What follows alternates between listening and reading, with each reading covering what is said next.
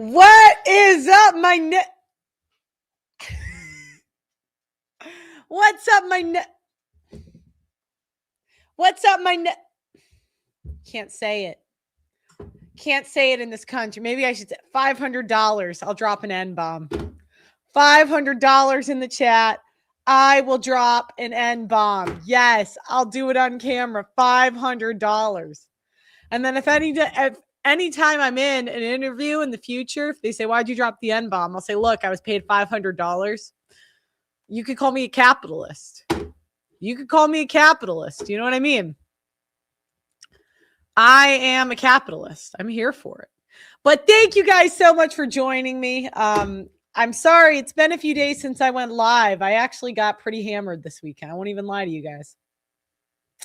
Pretty hammered. I know I shouldn't say that on stream, but it is what it is. I got to tell you a story. I got to tell you a story where I'm the villain, you know.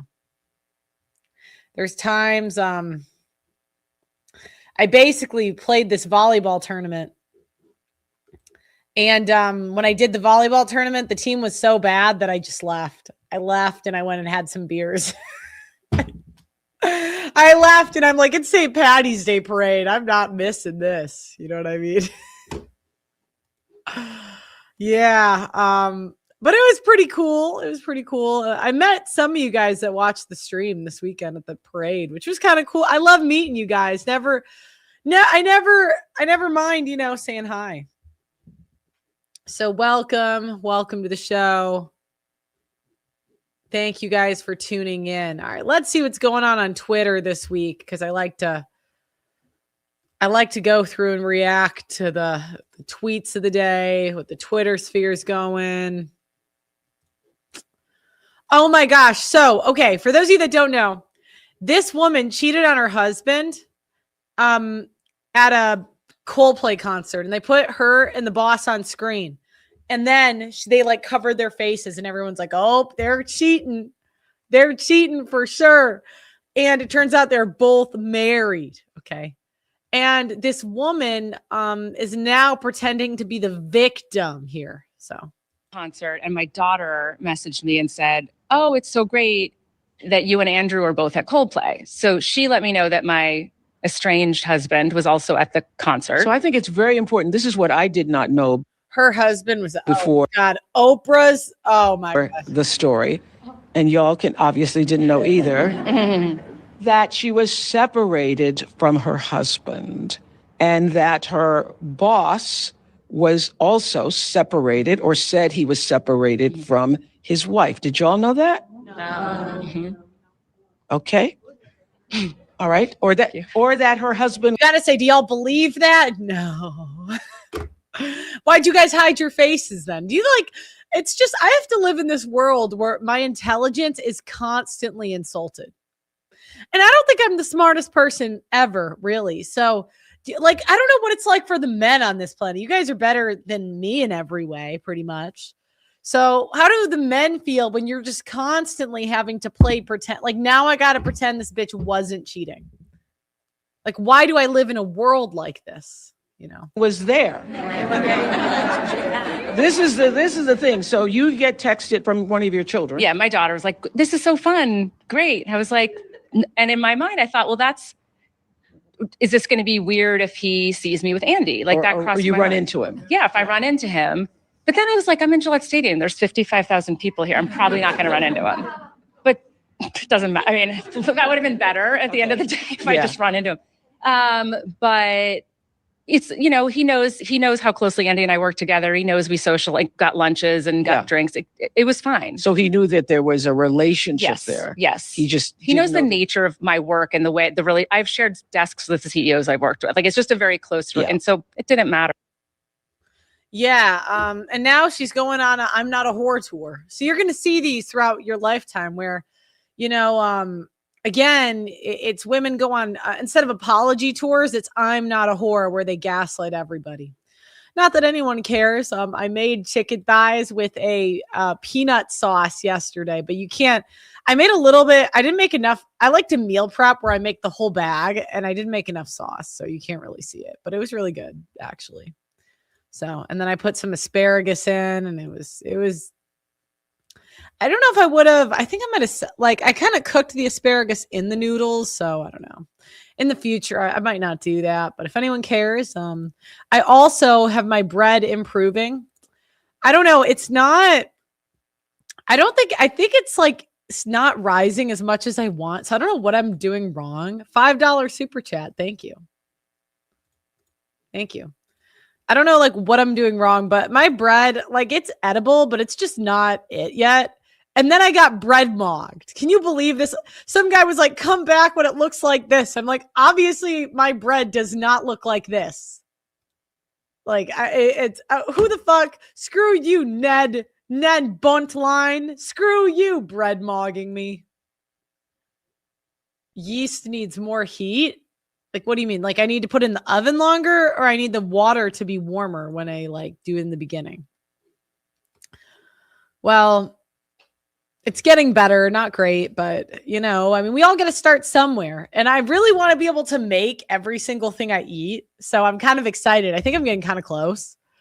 So, you know, like I really want to be able to make like every single thing I eat from scratch. So,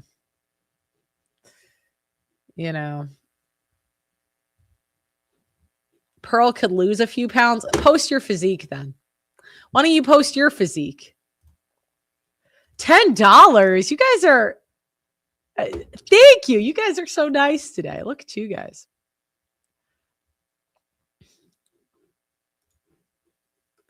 You know, when I was fat, that actually would have gotten to me. I would have actually thought about that comment all day. But now that I know I'm not fat, I'm like, let me see your physique. Let me see what your body looks like. Post it.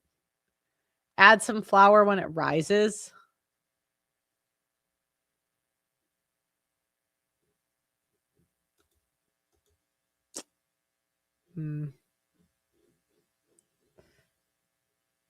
Sounds like you're 6'3", 160. It sounds like you need to build muscle.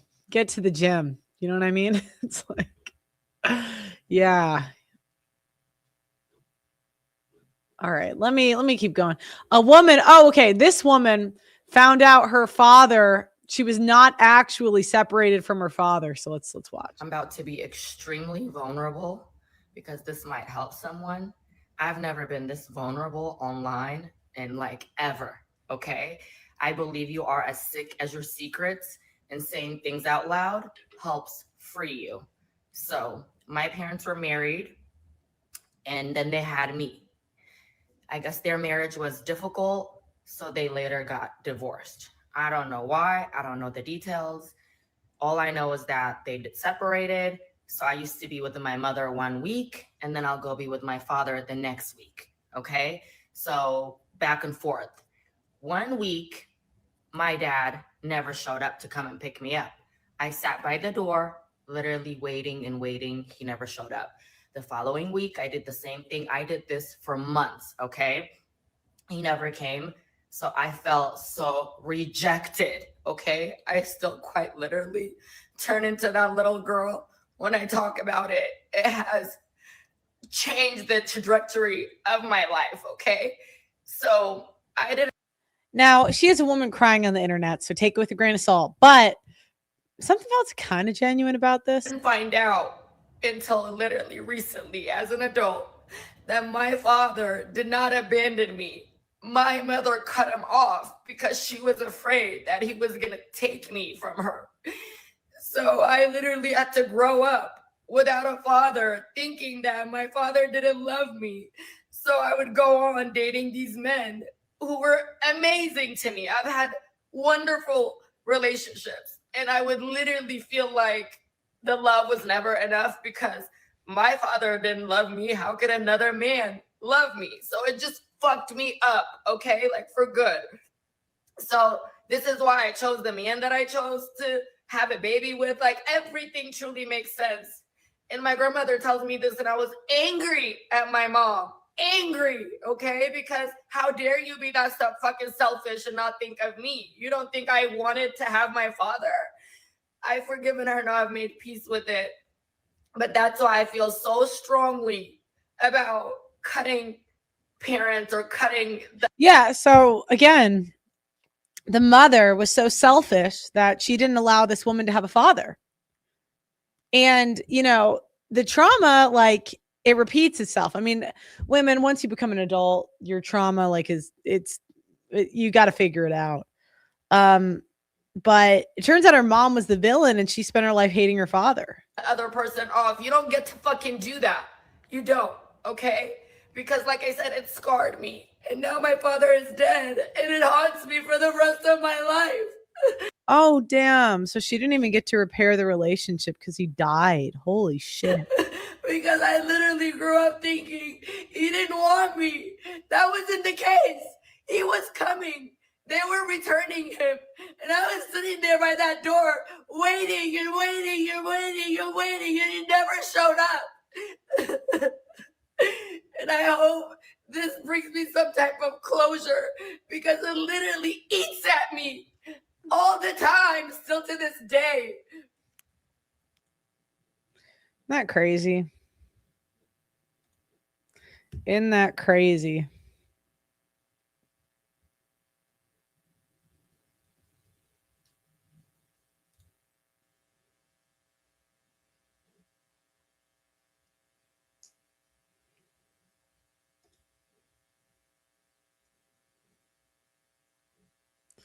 Wait, I'm a little confused. Black woman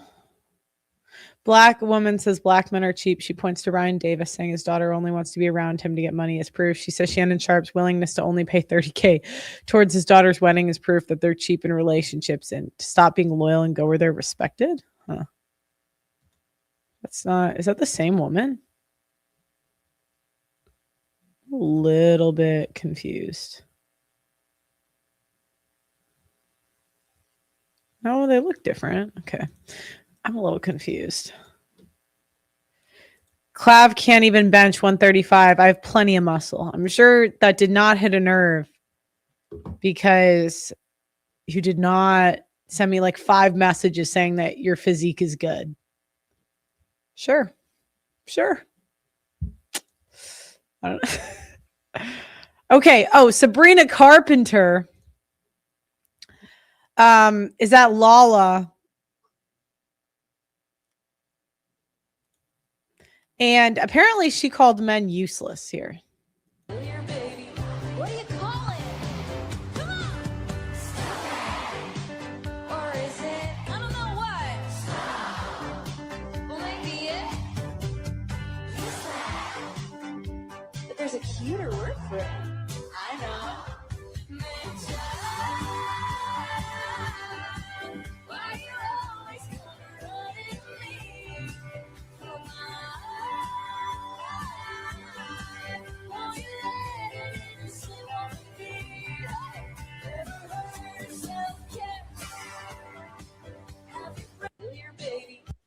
Yeah, so now she's calling men useless as they pay for her entire life.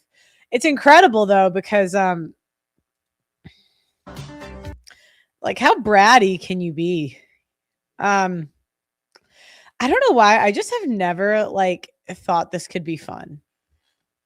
Who likes does anyone like festivals in the chat? Can you explain it to me? Because there's just no way I could find this to be comfortable where I'm like jam packed with other people listening to music I can barely hear.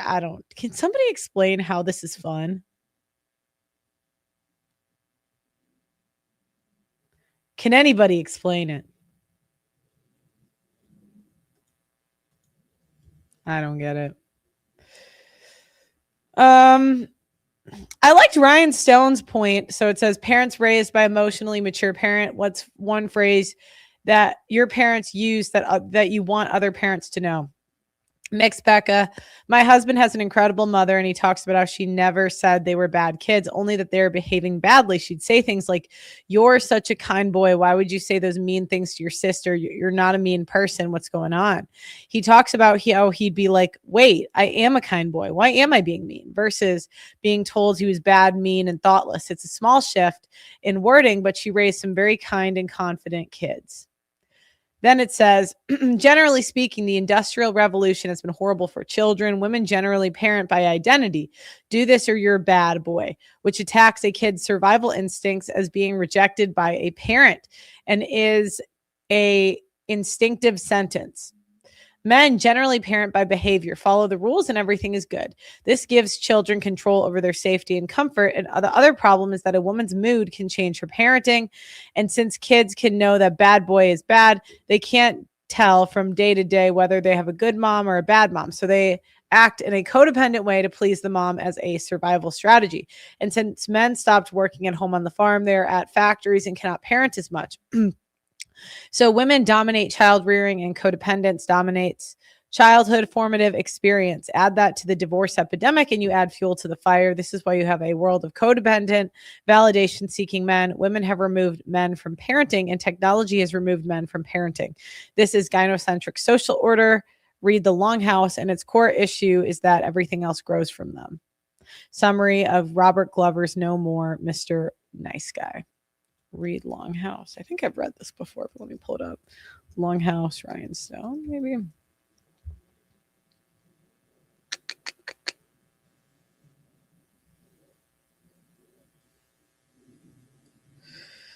Okay.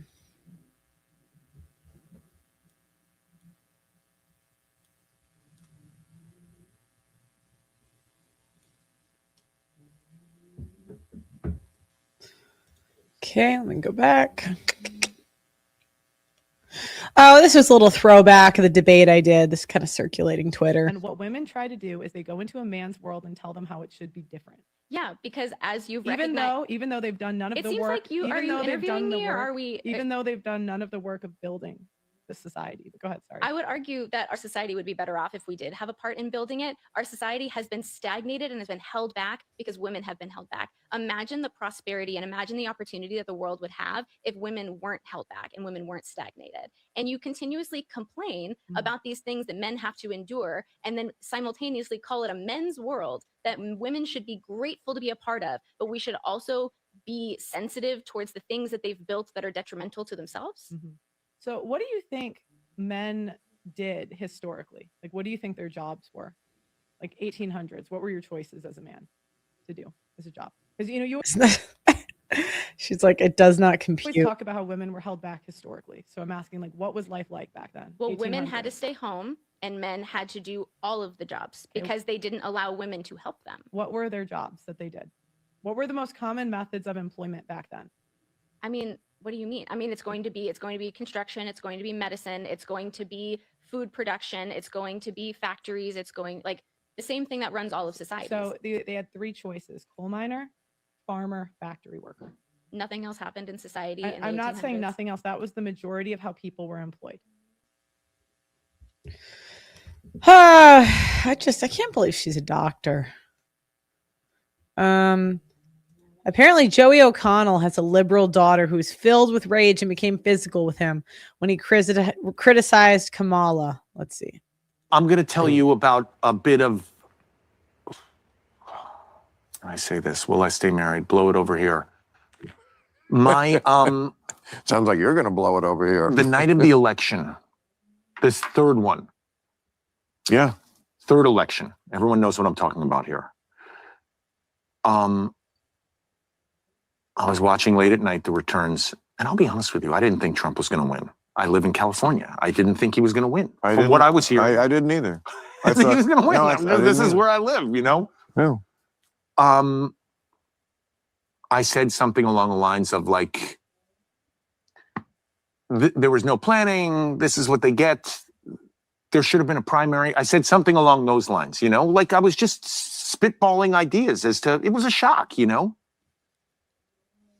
My wife and daughters, without saying anything, became physical with me. They were filled with rage. So if I am being careful with you in how I say things, yes, I live in California. I live with not one, not two, but three people who, if I made any kind of joke, they would they become very angry with me. Well, So I don't want to tell you how to live your life, but I couldn't live that way. I would, whatever household or whatever situation I'm in, I say what I truly think. And if it makes you angry, I'm sorry. We'll have to work that out. well, it makes But I am not going to tuck my tail between my legs and just shut the fuck up. This is what you were dealing with when you were a child. Just sit there and don't say anything. Yeah, but- Sit on your hands. But what happened to Rob Reiner? More of that, Jerry. More of that. Yeah. Where's Rob Reiner's ghost when you need him to be? Yeah, he's cucked. Done. Oh, I said this girl on IG was talking about how she was broke. I saw this reel, and this girl was talking about how she was broken up with because her man didn't have time for a relationship, just to find out he got married 6 months later. And I'm like, girl, he didn't have time for 2 relationships. No guy's marrying you in 6 months that you're that hung up over. No way. No way. Either this woman blew you out of the water, right? Just in every way, like hotter, younger, whatever. But I really doubt women blow anybody out of the water ever. So yeah, it's just, he had to pick a girlfriend and you were not picked. Sorry. Okay. This black pilled me because I asked men if this body was natural and 86% said yes, she's had lipo. Look, you guys got to understand. Do you see how thick her arms are? And she doesn't have a gut? It black pills me every day.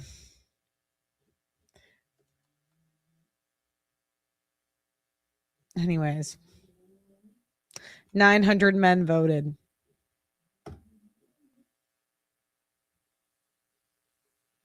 Oh, I watched this guy. Apparently there's some goth guy. It's getting, I don't know who this is, but What pisses me off most about the human race? Probably what's presented in this book here, Sex and Culture. So what pisses me off most about the human race is I think women throughout history, throughout every civilization, throughout every culture are in a constant state of trying to slut out all the time. It is men constantly who are the ones responsible for stopping women from doing this. This then makes women see men as oppressors, which is, that sucks for both sides. As a woman, you feel like you're being oppressed. And as a man, you're being viewed as an oppressor all the time. Secondly, the second women are allowed to become complete whores, they do end up dominating society and they get everything. They get all the money, all the power, all the influence, all the success. They get everything they want. The worst part about all of this, and the more you read this book, the more this happens. Every single time this happens, it happens for a very short time before the entirety of the civilization crumbles to dust. So women are in a constant state of trying to be whores. Men are in a constant state of making sure women do not do that. The moment women do yeah, you have to understand, whoring gives us power. We got to stop acting like women are like brainwashed into whoring. Whoring, there's no way you can move up faster in society than being naked and being an absolute slut whore. Look, I mean, if I wanted to be a billionaire, it's the fastest way I could do it. It's not hard work. It's not inventing something. I'm retarded. We're all retarded. It's getting naked. I mean, not that, I'm cute, but I'm not hot enough to be a billionaire. Although nowadays I'm like these OF girls that are getting, I'm too old, but like these OF girls making all this money off of being naked. I'm like, this bitch gets $1 billion. You know what I mean? This man or this woman, I'm like, but anyways. that, there's a brief period of utter total female dominance, which is then abruptly met with total annihilation. The thing I hate about the human race is we've developed this immense tool, our minds, this incredible ability to create what we've created. We are so deeply, profoundly more intelligent than any other creature on Earth. And yet, unfortunately, we are plagued by the same instinctual desires to mate and breed. And we are the same slaves to that drive and desire. Yep. Oh, I was on GB News. You can react to this. I think I got mogged here. I'm not gonna lie, I was kind of hungover doing this. I agreed to do it, but I'm a little bit hungover. I'm a little bit hungover right now. I don't know if I should be on the news, but fuck, they asked me that morning and I'm like, oh, I'm like my headache. I'm like, I don't know. And before this interview, I'm like, can I do it? Should I do it? And then I'm like, F it.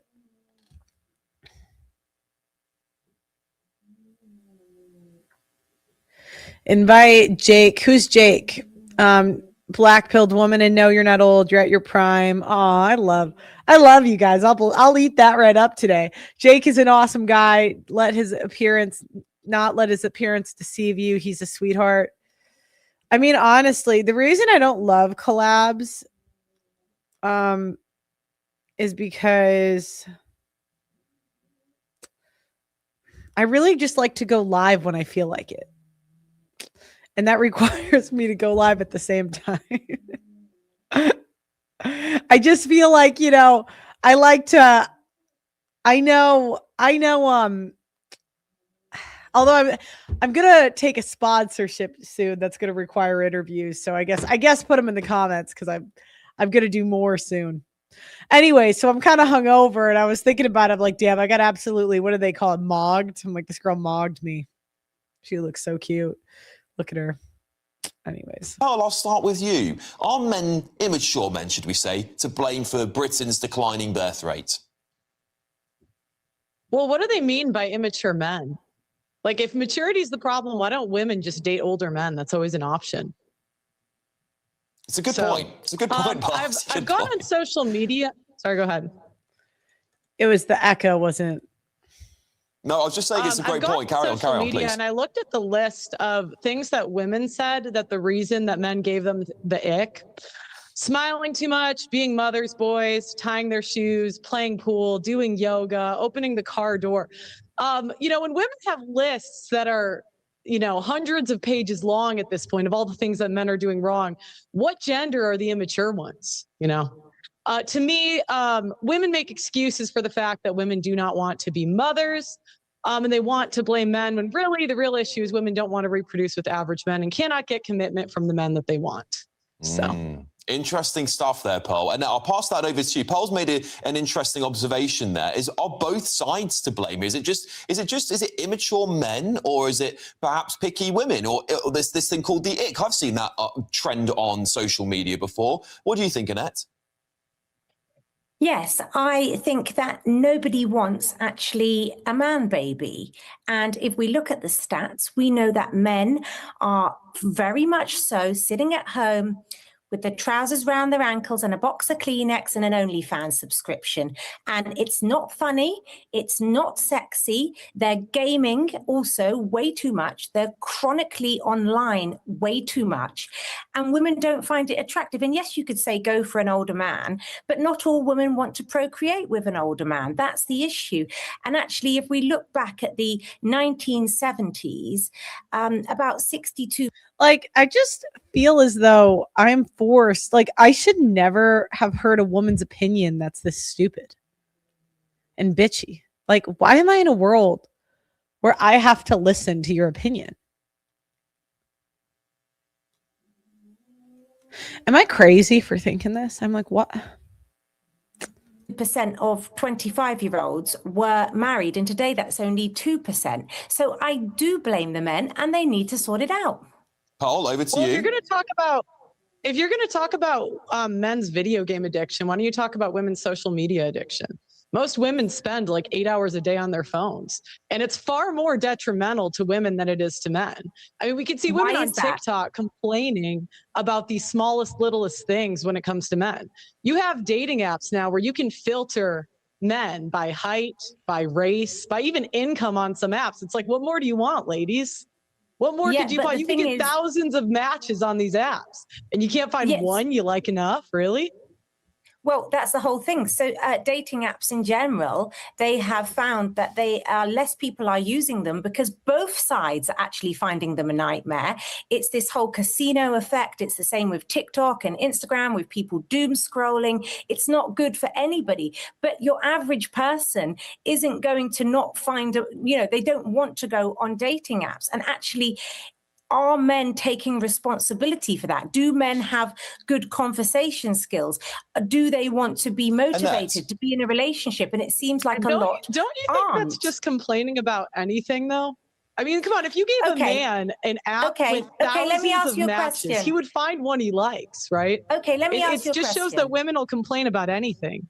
Yeah, sure. Okay, let me ask you a question. If you had a husband and he had an OnlyFans subscription and was spending the household money on it, would you be okay with that? I wouldn't blame him if I was obese. I mean, if women really wanted to stop the OnlyFans crisis, they would. One at a time. Annette, let Pearl finish. Let Pearl finish. Go on. Yeah, again, if women really cared about what their husbands wanted, they wouldn't be fat.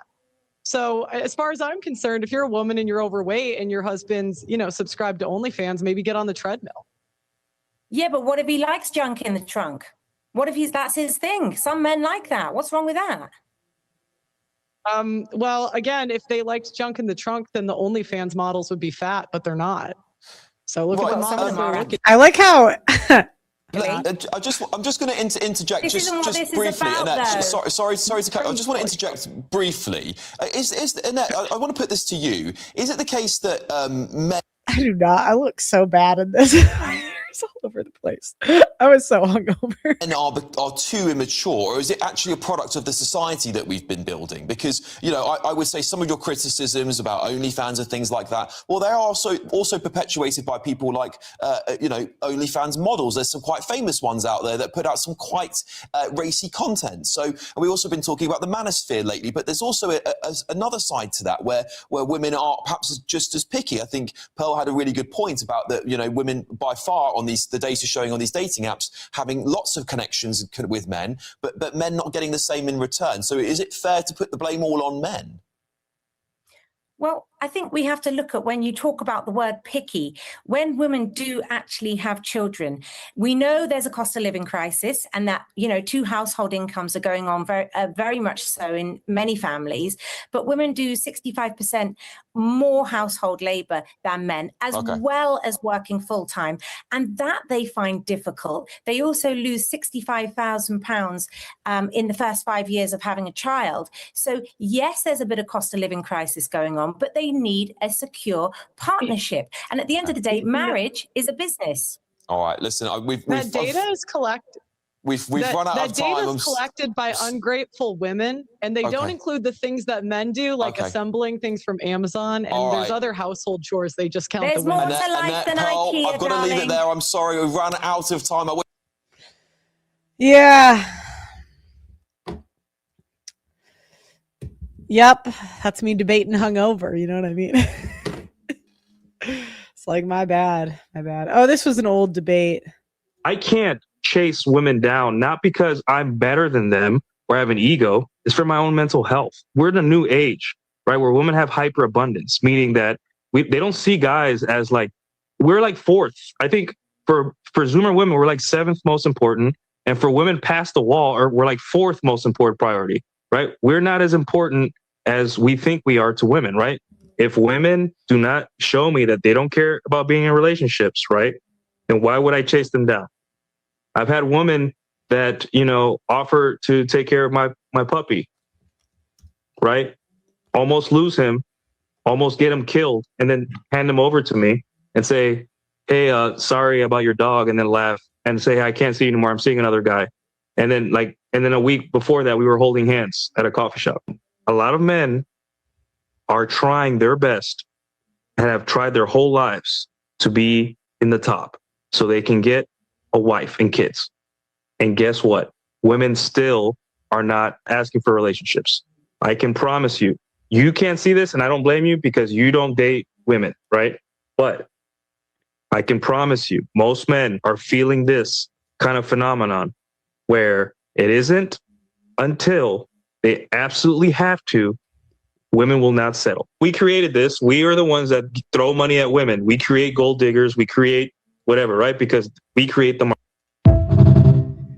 That was a good debate. She deleted her Twitter after that. I said, if people stop having sex once they get married, why do people get married at all? I just never, I was thinking about it. If I was a guy, does it make you kind of dumb if you get married? Because you're only giving up, I want to give up leverage. I don't know. The COVID screen time normalized drugs and microplastics severely damaged our brains and trying to lower human collective consciousness. Stop it. You look prettier than that thing with horrendous makeup. You have a natural charm. The voice of the other woman lowers my testosterone. Yeah, I mean, she's crazy. Okay, let's see what else. A 28-year-old married teacher had sex with a 6th grade student. Look at this. Now from the 12 News I-Team, hours of recorded police interviews released to 12 News, detailing evidence in the case of Brittany Zamora. She's the former 6th grade teacher accused of sexually abusing one of her students. And tonight you'll hear from the parents of that 13-year-old student. His mother and father received a call from the teacher. You can imagine how alarmed they were after they discovered sexually explicit text messages on their son's phone. Team 12's Antonio Mejia takes us inside that explosive phone call. Caribe and Mark, we do want to warn you, what you're about to hear may be considered disturbing. We've also altered the voices of the team's parents to protect their identities. I don't care what you want to. What type of perverted person are you? I want to know right now. A father demanding a response from his son's 6th grade teacher, 28-year-old Brittany Zamora. You're a child molester. Do you understand me? No. Why do you say that? Oh, see, I'm a lot smarter than you. Can we meet, to talk about this? Something we can settle out, outside? Oh, yeah, that's what we can do. So I can give you a chance to do it to some other kid. Yeah, that's exactly what we're going to do. No. And make sure you tell your husband what's going on. He's right here. Can he talk to you? Oh, yeah, put your husband on the phone. She's done so much, and she made a huge mistake. The biggest mistake of anybody could ever make in the whole entire world. But think about... Oh, my God. God preaches forgiveness. A 6th grader? God preaches forgiveness, man. Your wife decided to be a monster and prey on a child.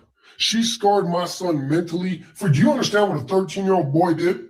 Have sex with a teacher? Do you get that at all? Do me a favor. Do not call this number back again. The next time you'll hear from me will be in court. But hours later, the teen's parents call Zamora back with detectives in the room. I just don't know why you did this. Honestly, I just got really close after I think everything went down, and we were like, oh, how could that happen? And then. Now Zamora is facing charges for sexual misconduct with a minor. She is expected back in court tomorrow morning, and the boy's family has filed a lawsuit against the Liberty Elementary School District and Zamora's husband, claiming they knew about the sexual abuse and didn't stop it. We're live in the Alert Center. Antonia Mejia, 12 News. All right, Antonia, thank you. Oh, how disgusting is that?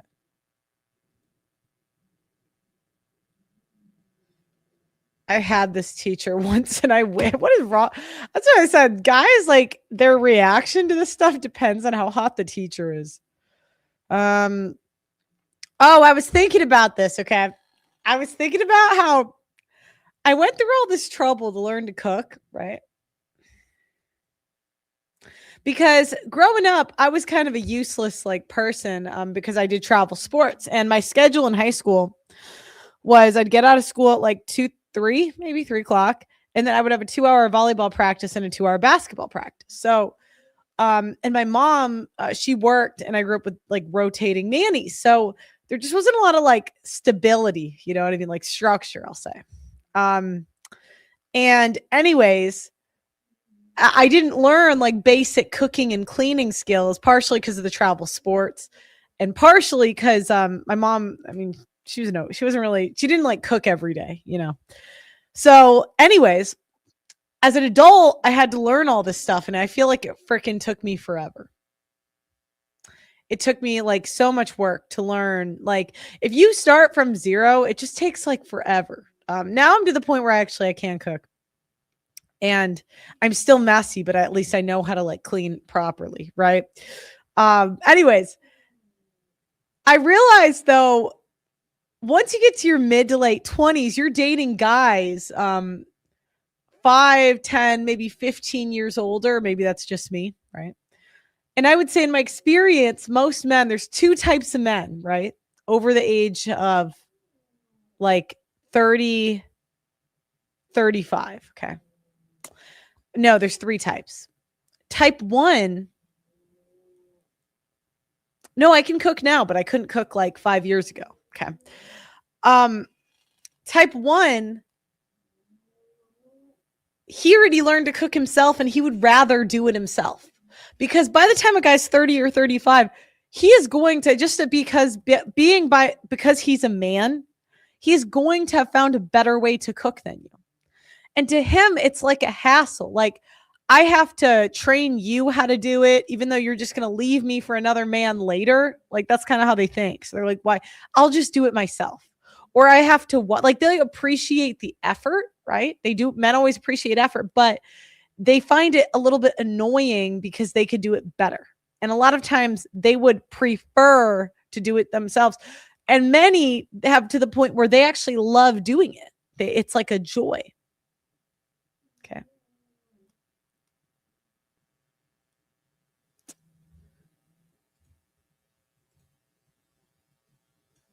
The other type of men you find is, and I would say these are men over like a certain income, right? This is women only like see men over a certain income, right? The other type of men eats out all the time. And he genuinely, like, these are guys a lot of times they're in finance or some sort of like, they love their restaurants. Like, they love where they eat out. They want to eat. Men are creatures of habit. And so by the time a guy is 30 or 40, he has his habits and he likes to eat out. And then there's like maybe 10% or 20% of men that like want you to cook for them, right? They do exist. Yeah, but here's the thing. You can cook with them. But in general, you just slow them down. And so even if you're trying your hardest to be helpful, just like by being a woman, you're just slowing them down.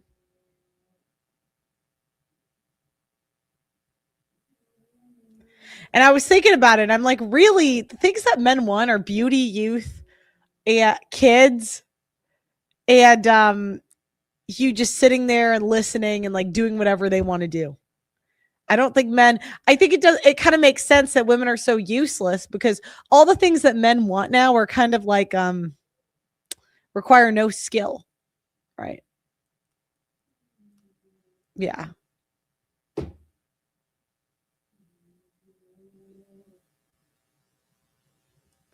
Co-cooking never works. Yeah, you know what I mean?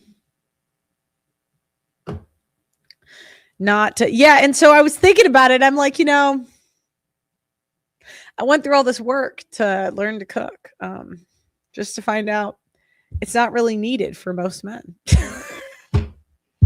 I was thinking about it. I'm like, most of them, and I know you guys are going to roast me in the chat and say, Pearl, like, you're just a terrible cook. And I'm like, maybe that was true a few years ago, but I'm really not now. I'm like, I'm actually a pretty good cook now. But like, I'm just saying in general, I would say the most, like the things men need the most would be meal prepping, like maybe lunches they'd like, but a lot of times they do that themselves too. And doing the dishes. I would say like doing the dishes, that is something they appreciate. Yeah.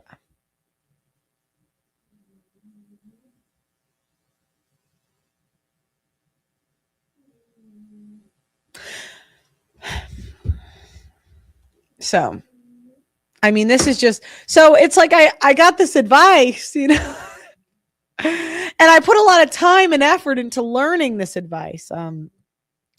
Just to find out, to be honest, if you're a single woman, it's going to be more of an ROI on your time to go to events and stuff where you meet these guys. Maybe even like dive bars, a lot of, maybe not the girly events. You want to go to like, but do you see what I'm saying? I was thinking about it and I'm like, wow, I put in all this time. Yeah, laundry is the other one. Dishes and laundry.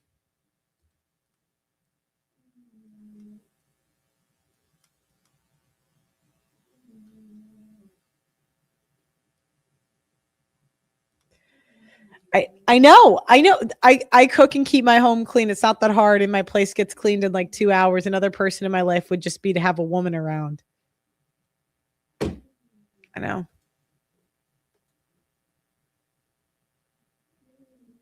Oh, I talked to a paramedic the other day and he said he didn't see a difference in the weight of people having heart attacks. And I was like, wow, life isn't fair. I had a question of how would men treat women if men were half as diabolical at getting revenge? Because men are more capable at everything. So, actually, before I get into that talking point, cleanup sucks, but then you don't clean it exactly how they want and they can clean better than you. And then again, it's like too much work to train you to clean it as well as they clean it, that they're just like, you know what? Just, I'll do it. You know what I mean? Like it's, all right. How would men treat women if men were half as diabolical at getting revenge?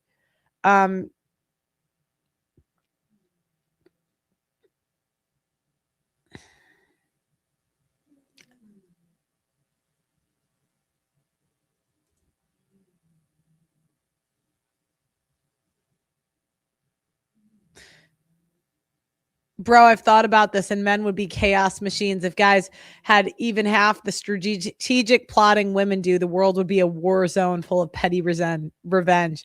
I'd probably be hiding under a rock to survive. That said, I think most men aren't built for that level of cunning. Yeah. So. Okay, this preschool teacher explains how kids today are different from 10 to 15 years ago. So for those of you that don't know me, I have owned and operated a daycare center and taught 4-year-old preschool for 20 years. Okay. And I had a lady ask me today if I had seen a difference in kids today and the kids 10, 15 years ago. Well, yes, ma'am, I have. I'm going to tell you 10, 15 years ago, we were sending kids to school reading. Kindergartners were going in reading.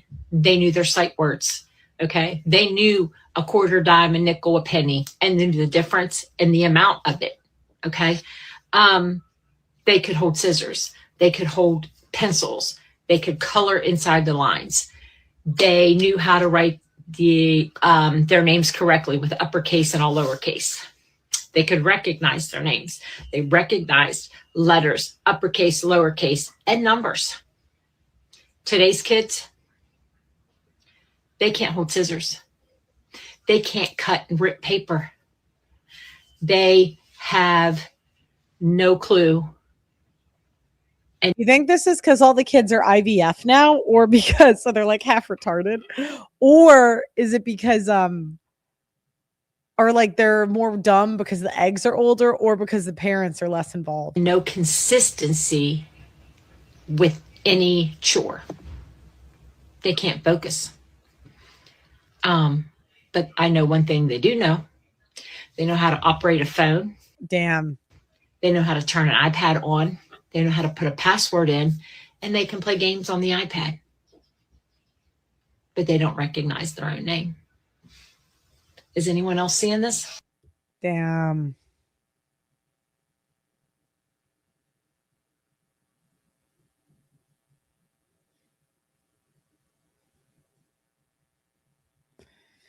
Oh.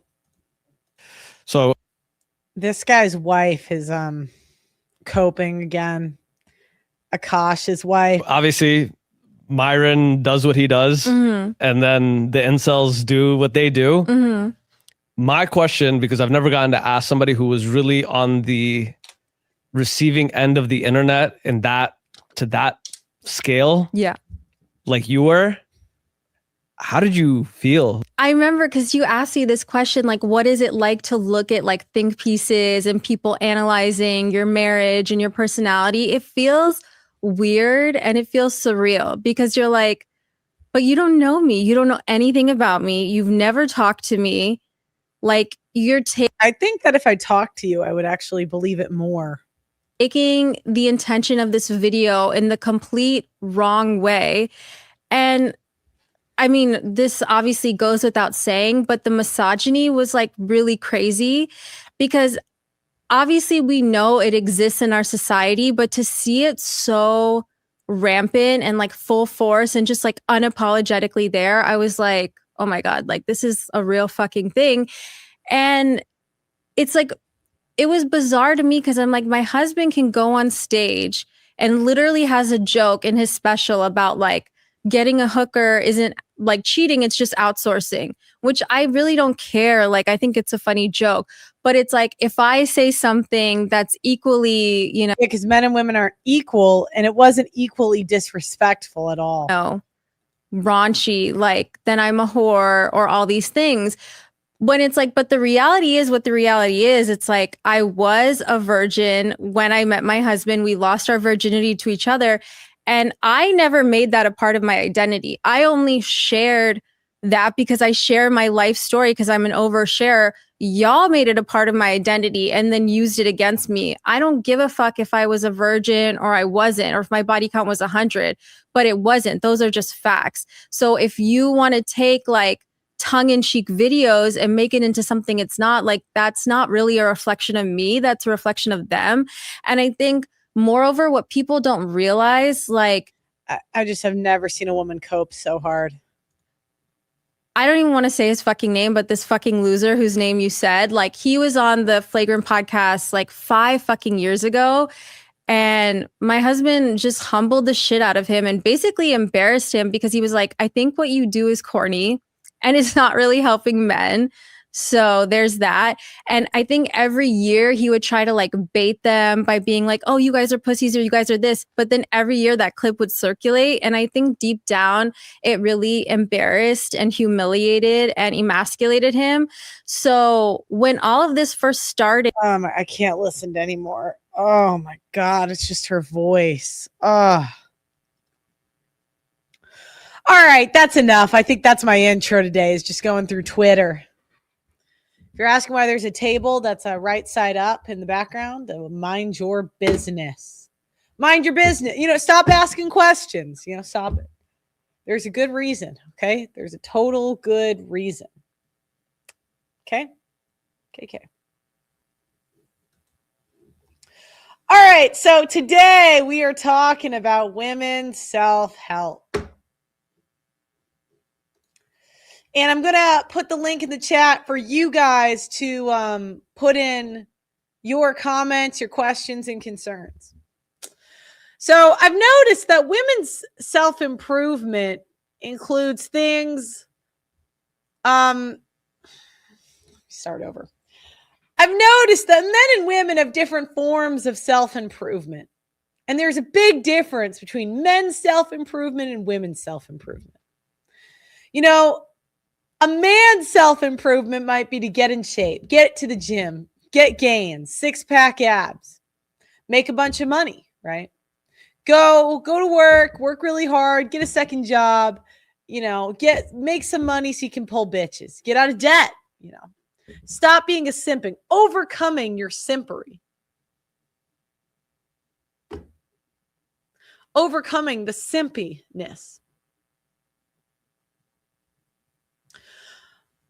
Men improve not only for themselves, but for others. They improve to be a better husband, to be a better father, and be more productive for society. Their self-improvement has tangible outcomes and goals for their efforts. And I think, me personally, I am an expert on men's self-improvement because I've been in this self-improvement space for years. While I don't personally tell men what to do, I work with a lot of men that do, like Myron, Justin Waller, you know. Justin Waller will tell you how to get your rotation in order, how to pull more bitches, how to stop being run by your women, right? Myron, he'll tell you how to make more money, how to get in shape. I mean, who's more in the gym than Myron goes like 3 days a week, like 6 billion days a week, no steroids, right? Sneako's out there fighting. All these guys are just working. Fresh, you know, exists, right? Sorry, I'm kidding. But all these guys are really telling people to improve, you know. But then there's women's self-help. And women's self-help is to be more confident, Queen. And what is really detrimental about women's self-help is women want to have confidence with no accomplishments. Now, I was talking to this with somebody today. I play volleyball, right? And And there's a woman who just is not the best at volleyball. She's not the worst, but she's just not that good. Like on 1 to 10, I give her like a 3.5, 4.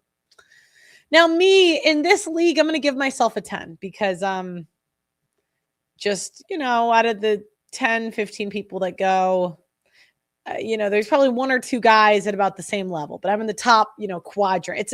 This is just a rec league. It doesn't take much. I'm not a 10 in the context of all of volleyball, but just I've been playing so long. Do you know what I mean? I'm not even going to be humble about this. So like what? I'm going to be humble for the point of what? I'm the best in the rec league. Okay. I'm the best just in the rec league. Okay.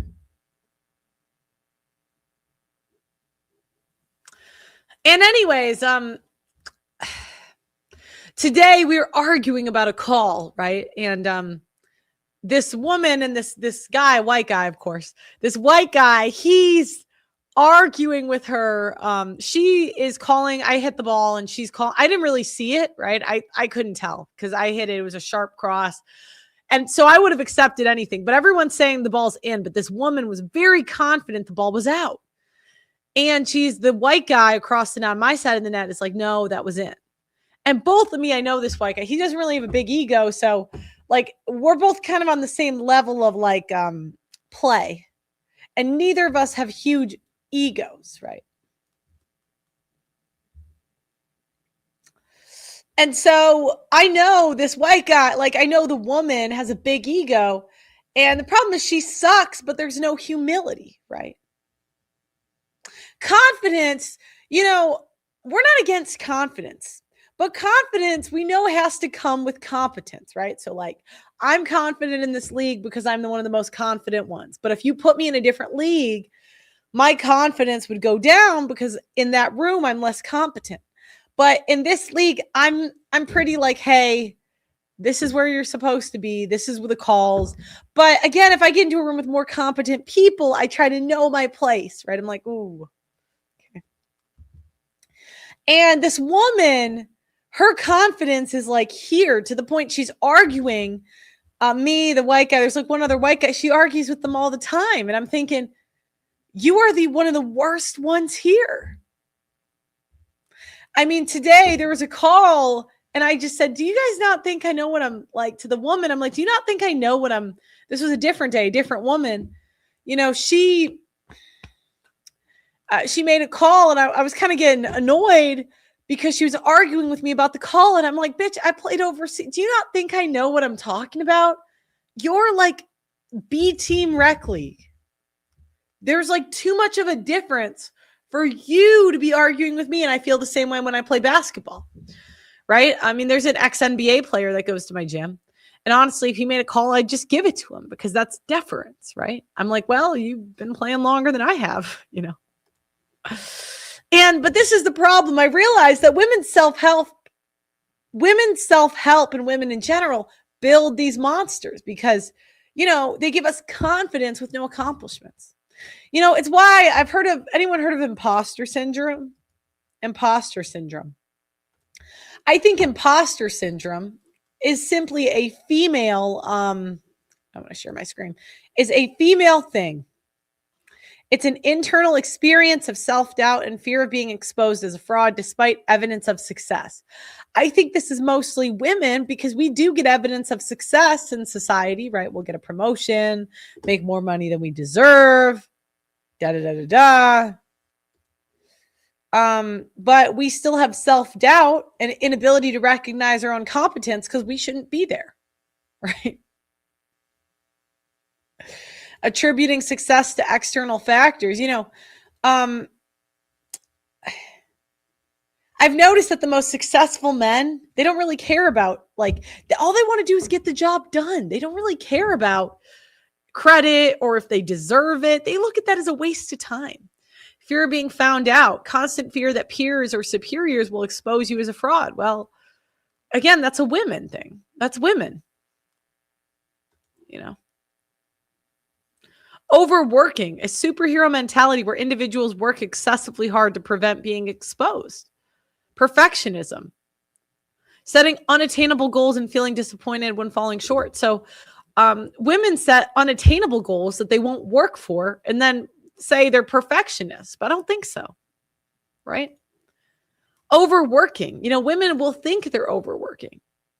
But people that actually overwork, they always say they can do more. You know what I mean?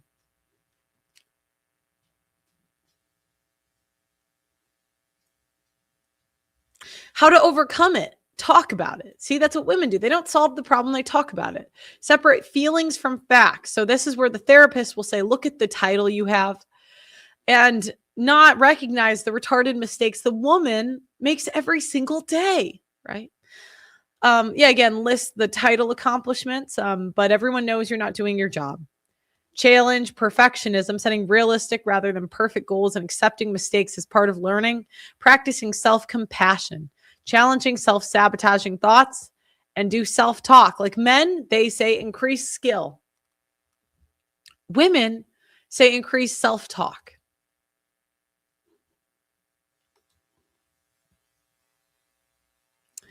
The next tenet of women's self-help is loving yourself, even though you're fat, broken, and debt.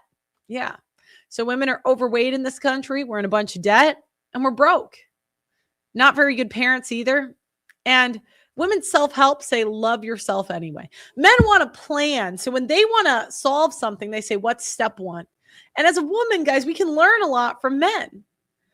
I mean, that's always what I ask anybody. I say, what's step one, step two? I want a autistic level step by step. So prove to me that you know what you're talking about. That's the thing. We fix things because we like to see them working, not for validation. Oh my gosh, that is a great point. I love you guys' super chats. Sometimes you guys have better points than, probably all the time you have better points than me. I mean, you guys are men, I'm women, we work for ourselves to feel better, not to impress some random girl on the street. Yeah. Women want higher self-esteem while being worse people. Oh, in debt. Sorry if I'm. So women will simultaneously be more selfish, less giving, and a worse overall person, and demand to feel better about themselves. Now, again, when you're a selfless person, confidence ensues, right? When you're useful, competent, and selfless. But women want the good feeling of being a good person while doing no work for the good person. Isn't it crazy? Part of women's self-help is to live a soft life, demand more, right?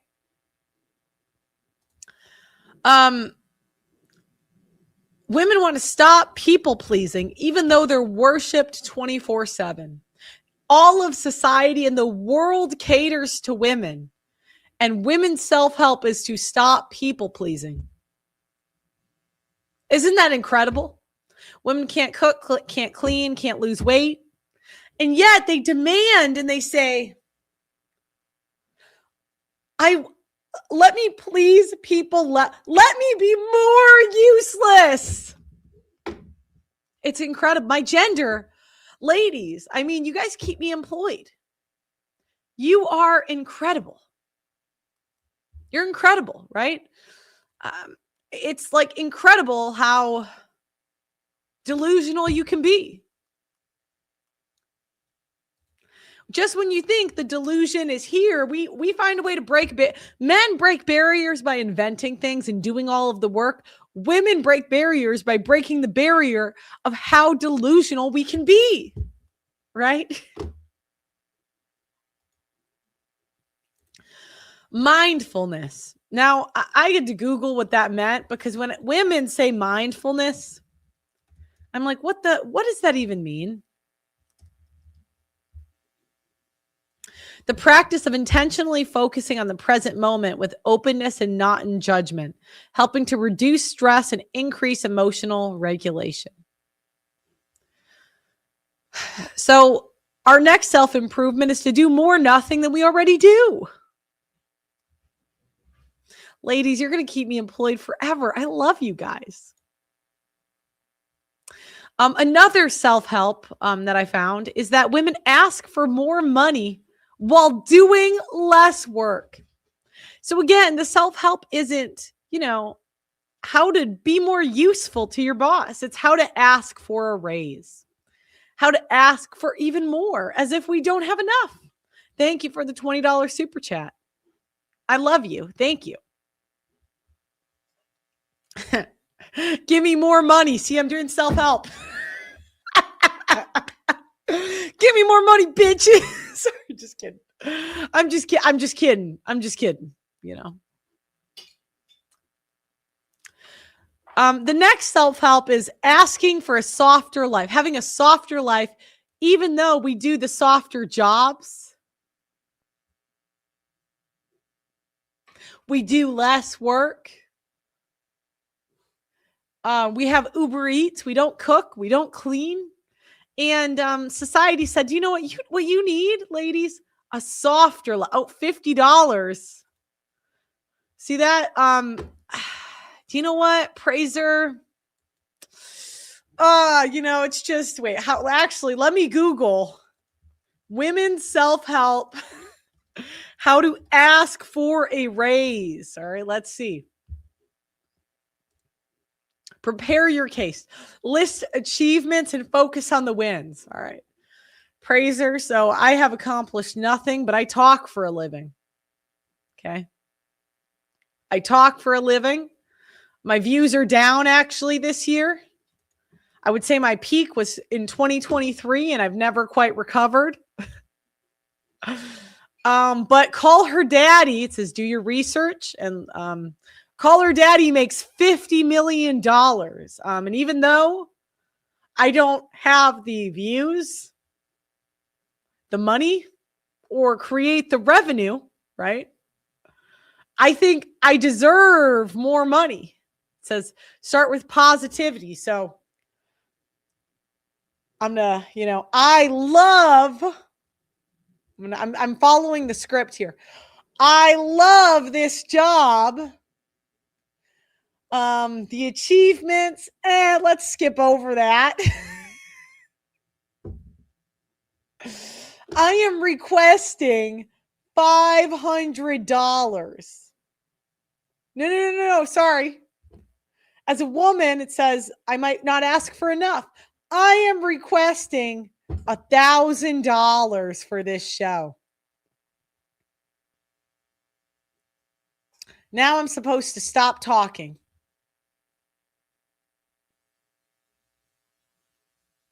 I can't do that. I can't do that. I guess I'll never get the raise. Oh, well. It says, don't assume your work speaks for itself. So I got to say, hey, I really talk. I talk. I'm a talker. Avoid emotional arguments. Focus on market value and business. You know, I had a bitch do this to me once. She asked for double the salary, but she was so dumb. 100. Thank you, Praiser. You're dropping this today. And you know what she did? She asked for double the salary. And it turns out this bitch wasn't working. And when I fired her, I didn't notice a difference. Turns out.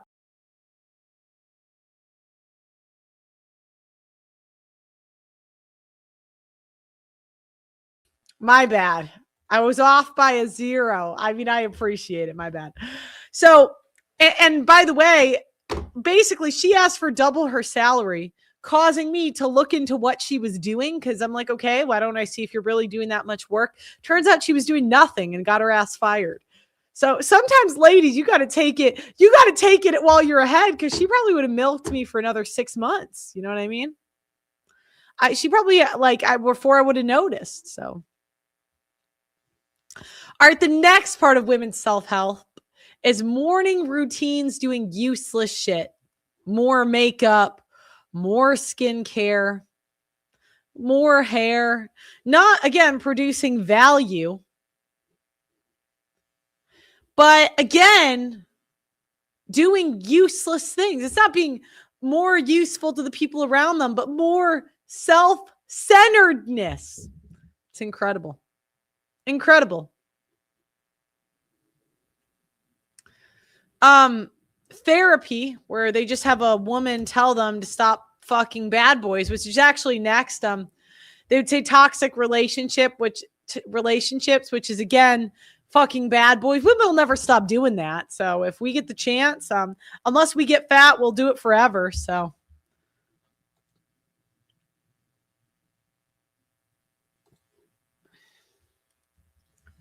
Things not listed for self-help. Get out of debt. Lose weight. Be less annoying. Be more useful. That would probably solve a lot of women's self-esteem problems. Again, thank you, Praiser. That was very nice of you. Thank you for the super chat. But unfortunately, I want to do, it's not enough because I'm a woman. It's not enough. I want to do less work, more money. Just kidding. I said, ladies, I'm a bad boy. Anyways, so if you guys have any observations you have about women's self-help, please call in. I'm going to give Doug MPA the floor.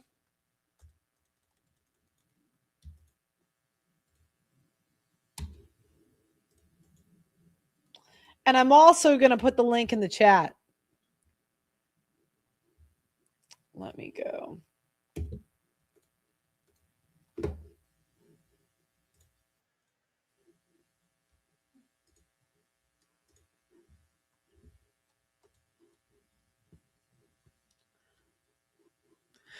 And the question is, I would love for you guys, not a question, I would love for you guys to list other things you have seen when it comes to women's self-help and how it differs from men. Again, I don't really have a question. I just kind of want to have a general conversation about it.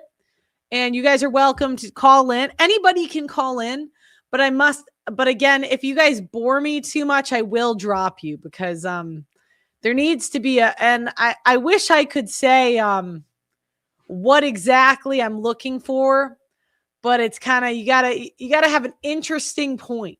Okay. And again, if I drop you one day because it's uninteresting, don't take it personal. Just try to be more interesting next time. You know, it is what it is. Everyone's got to start somewhere. You know, my first call to Kevin Samuel show, I was a nervous wreck, you know. I mean, I was kind of nervous. So it is what it is. If you drone on too long, you know, I'll drop you too. But don't worry, because I'll kick you. So don't feel like if I'm letting you talk, that means you're doing okay. Yeah. And if I kick you, then you got your answer. Try again next time. The link is in the chat. Doug MPA, if you wouldn't mind pinning it, if I didn't already, I think I pinned it. And all you got to do is click the link and it allows you to come right in. It's StreamYard. So you can do it on a phone, a computer, camera off or on. Doesn't really matter today, but maybe in the future we'll only do camera on. But if you have any thoughts on women's self-help in general and men's self-help, feel free to call in. You got a story for me? Make sure it's on the topic, because if you start droning on about your ex-wife, unless it's specifically self-help, I'm going to kick you. And it's not personal. Doesn't mean I hate you. Doesn't mean I'm mad at you. It just means the quality of the show was here and you brought it here. And look, you guys are normal people. So I understand that sometimes it just is what it is. Like I'm not here to insult you. It's just, we're trying to get, Hey, how's it going, my friend? Hey, Doug MPA. All right. So what are your thoughts on women's self-help and what differences have you noticed from men's self-help? Difference between men self-help and women's self-help Correct. is tangibles and intangibles. So men will set a goal and a timeline and put themselves in a position to be disappointed if they don't achieve it. Whereas women, they keep their self-help intangible. So they don't put numbers to it, they don't put a timeline to it, and they call it a journey. Right? Women always leave themselves guys, if a woman is on a weight loss journey, a debt journey, or whatever, it means they are putting themselves in a position to be able to change their mind or quit whenever they want. That's what a journey is. Oh, that's a great point. Yeah, I know. Men will put ourselves in a position where if we set out a goal or a self-help goal or something, we will put ourselves at risk to being ashamed, or understanding, so to put ourselves at risk where if we fail, it could be, you know what I'm saying? Like we're putting ourselves out there to be able to fail at something and feel ashamed. Whereas women, they won't do that. They always keep themselves, because remember, guys, in society, women reserve the right to change their mind about anything and everything at any given time, and men, children in society have to facilitate when they change their mind.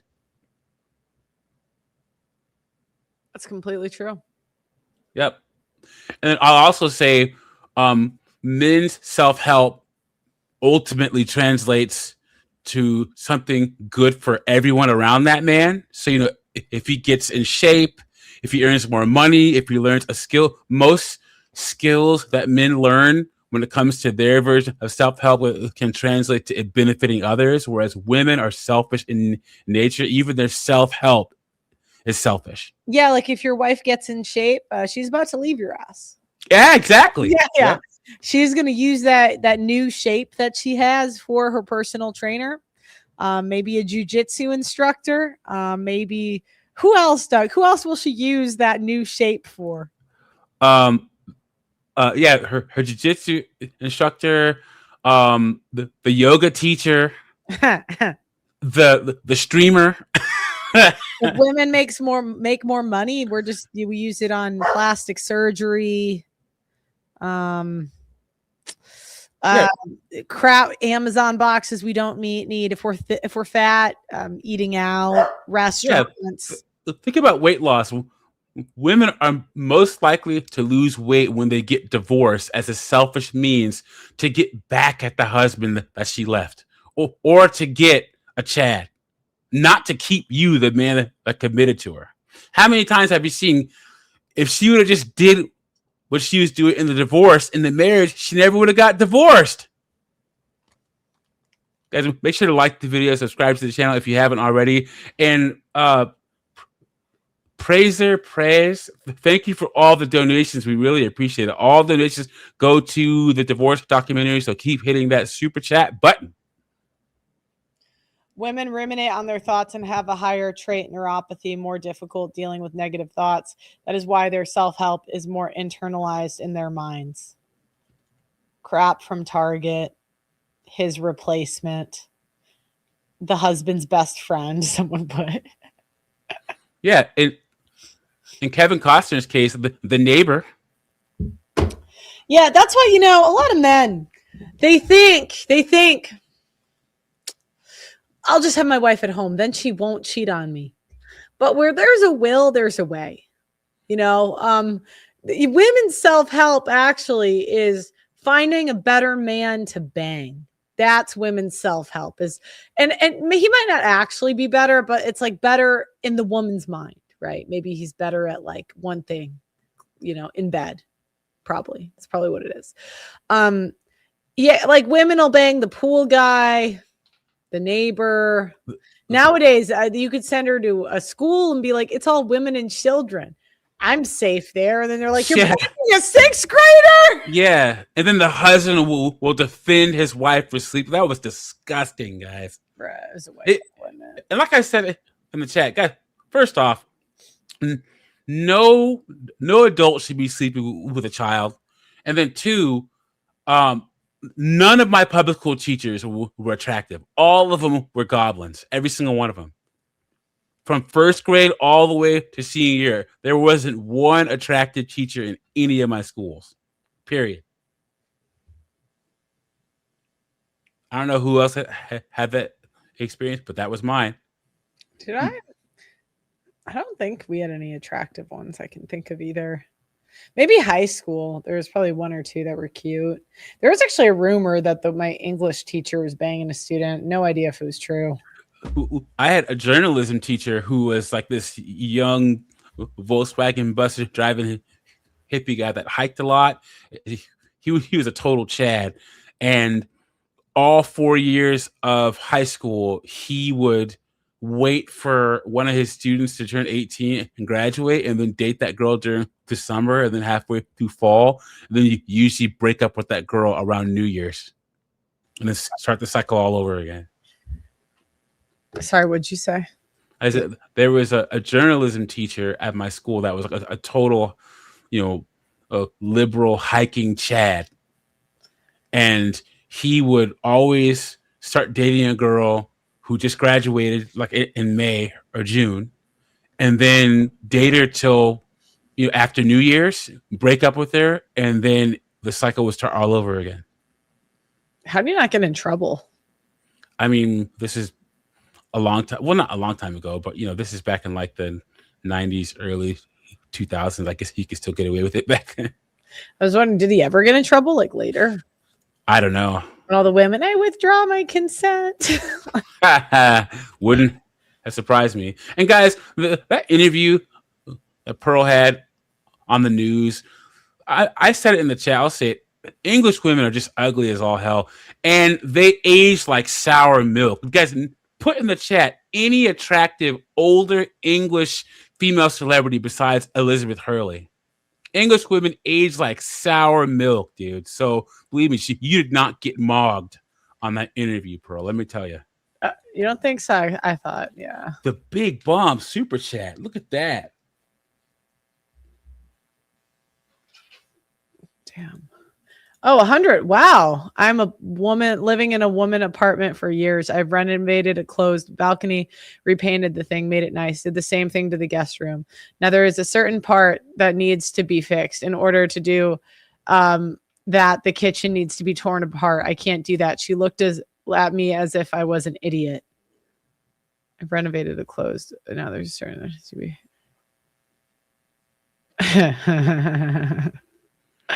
Thank you. $50. You guys are balling today. It's never enough. 18.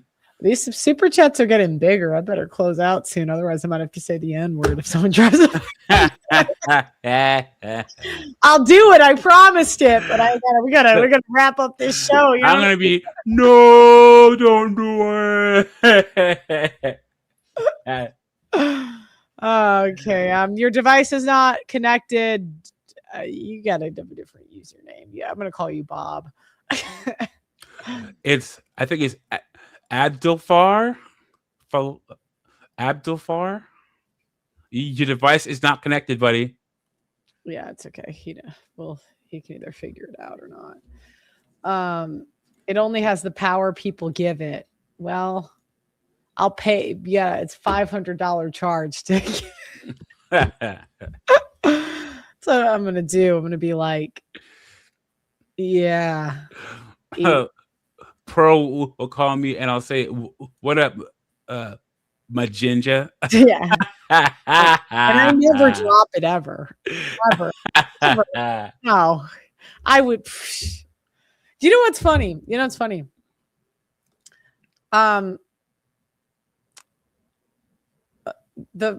you know who's pushed me to say the N-word more than anyone else? Black people. Yeah. Especially when you're a young white girl. Black people always want you to say the N-word. But then it's like, why are you guys trying to trap me? This is entrapment. Yeah. And the thing about it nowadays is you if someone's wearing a pair of glasses, don't say it because they could be wearing those meta glasses and catch you on camera. Yeah. It's so funny. Guys, are you going to call in and tell me? Someone just sent me an interesting email. Actually, I won't read it, but it was basically saying how the number one white guy rule is that you're not allowed to complain if one does not have a workable solution or even a theory about a solution. Yeah, it's like my father told me one of the best pieces of advice. And guys, you need to implement this in any kind of interaction or relationship with a woman. Disapproval is not a position. It's not. So, like how you get caught, you'll have a plan or you'll be doing something and a woman will say, well, I don't want to do that. Think of something else. Or you say, oh, let's eat here. She'll say, I don't want to eat there. Well, let's eat here. I don't want to eat there. Guys, disapproval is not a position. Do what you want to do unless she has another solution or unless she has another suggestion. But women will just disapprove as a position. Oh, yeah. Homeboy's on camera now. Pero, thank you. Good afternoon. Thank you. Welcome from Youngstown, Ohio. How everybody's doing? You're from Ohio? Youngstown, Ohio. Yes, ma'am. Oh, nice. When I was in high school, I looked at that college, right? Oh, Youngstown State University? Yeah, I didn't go, but I did look at it. It's okay. Thank you for accepting me to join here. And I do have, sorry for, I'm just nervous a little bit. I have an experienced and really some of the feminist issues within the last 4 months. And I forgot the topic, but if that's okay, I would love to share my story. What's the story on? How women can be so selfish. I'm so sorry. Yeah, no, we gotta stay on topic. We gotta show topic. I know. We could do a women's selfish, a woman's selfish one. But we gotta stay on topic, different day. I did appreciate the enthusiasm. He was very happy to be here. We love you, but yeah, next on, you got to watch the show and contribute to the topic. What do you think are the differences between the biggest differences between male self-help gurus and female self-help gurus? The biggest difference between male and female self-help gurus is that the male ones do actual work and the women don't. It's the same thing with everything. You know what I mean? It's the men, they give you a plan, a step 1, step 2. The women say, feel better, queen. We're such insufferable people that it makes us very insecure. And because of that, because it makes us so insecure, we have low self-esteem, as we should, right? Because if you're a bad person, you have low self-esteem. And instead of, making better habits and better choices, they just say to do the same thing and feel better. So. Yeah. Omni TMX says male self-help gurus equals you can be better. Female equals you are fine as you are. And also, male self-help gurus, they don't feel threatened by the. I think that female self-help gurus, they don't want you to get better because no woman wants another woman doing better than them. Whereas a male self-help guru wants to see the people seeking his guidance, wants to see them do better. Yeah, that's true. And Big women time. just want, because a lot of times it's younger women that seek advice. Older women can't help but give advice, right? And so they just want to, steer the younger women towards destruction. Women can't, I was thinking about how it's almost feminist even for women to, I always say that my show is entertainment, I try my best not to give advice, but I was thinking how it's even feminist for women to coach other women, because why would you not be we destroy everything. Even that is feminist, because why isn't a man teaching the women? If men can do everything better than women, then why don't they just, men are entering into women's beauty competitions and winning them. So men can even be beautiful better than women. Men are raising children better than women. Men, I think they probably Gluck 9000 better than women, because I don't know why these trannies are stealing our men. You know what I mean? There's some like rappers and shit that actually have female choice that are saying, I'm going to go get a tranny. So they probably are Gluck 9000 better than women. So why would you have a woman teach other women anything? You know what I mean? The only self-help, it should be ask your boyfriend. What did your boyfriend say? Or what did your husband say? What did your dad say? That should be the redirect. Okay, well, what did this person say? Now, to be fair, there's a lot of blue pilled simps out there that can't help you. So that is the problem. But you got to find a real Nick to ask. That's why there's that's why podcasts like Call Her Daddy are such an anomaly. In general, people, even women, don't like podcasts where it's just a bunch of women talking. So it's so specialized that like Call Her Daddy can make a bunch of money. But if you look at the top like 20, it's usually all men. But guys, the age of a bunch of women squawking at a microphone is slowly starting to fade away, guys.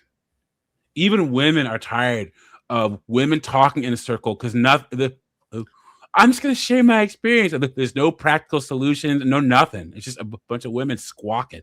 Hey, let's not speak ill of Call Her Daddy. hey, that is the #1 self-help women's podcast. You know what? I respect the hustle, man. You know, I respect the hustle. Wait, so that's our update. We had 3 dates, whatever. Well, Passage, if you live in New York, you see like a picture with you, and I don't know where it is, but it's a 30-minute one. But hey, I mean, that's at least a tutorial.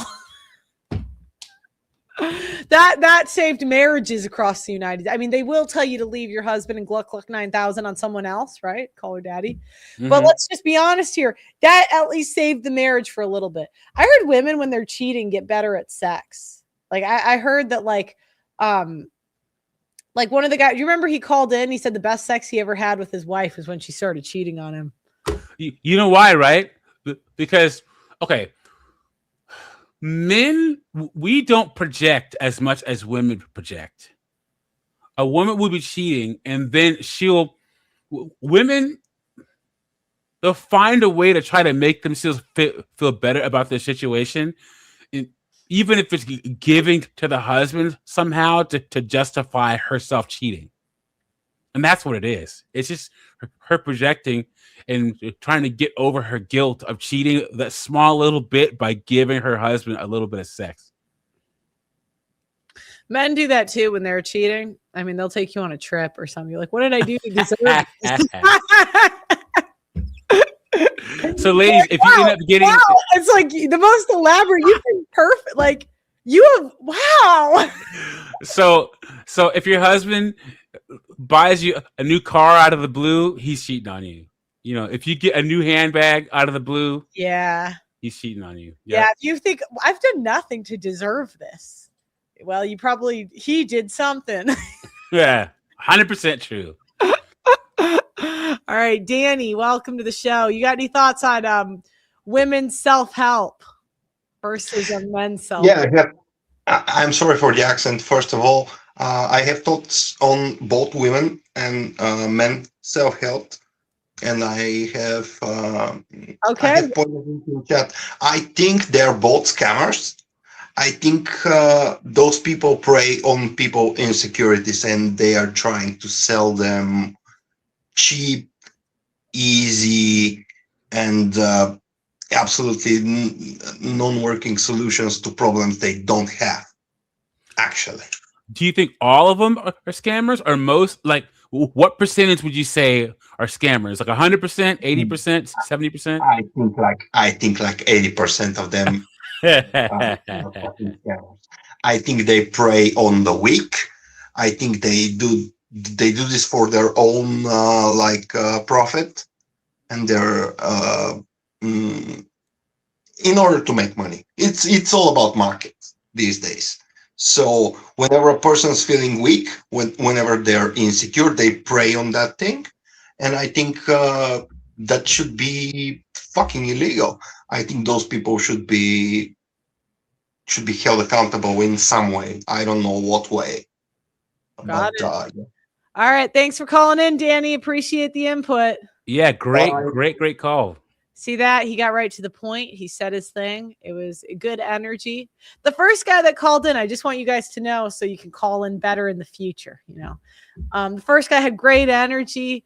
But in the beginning, just to give you guys, you don't need to tell me you're nervous or that you're a big fan. Just get into what you want to say. All right.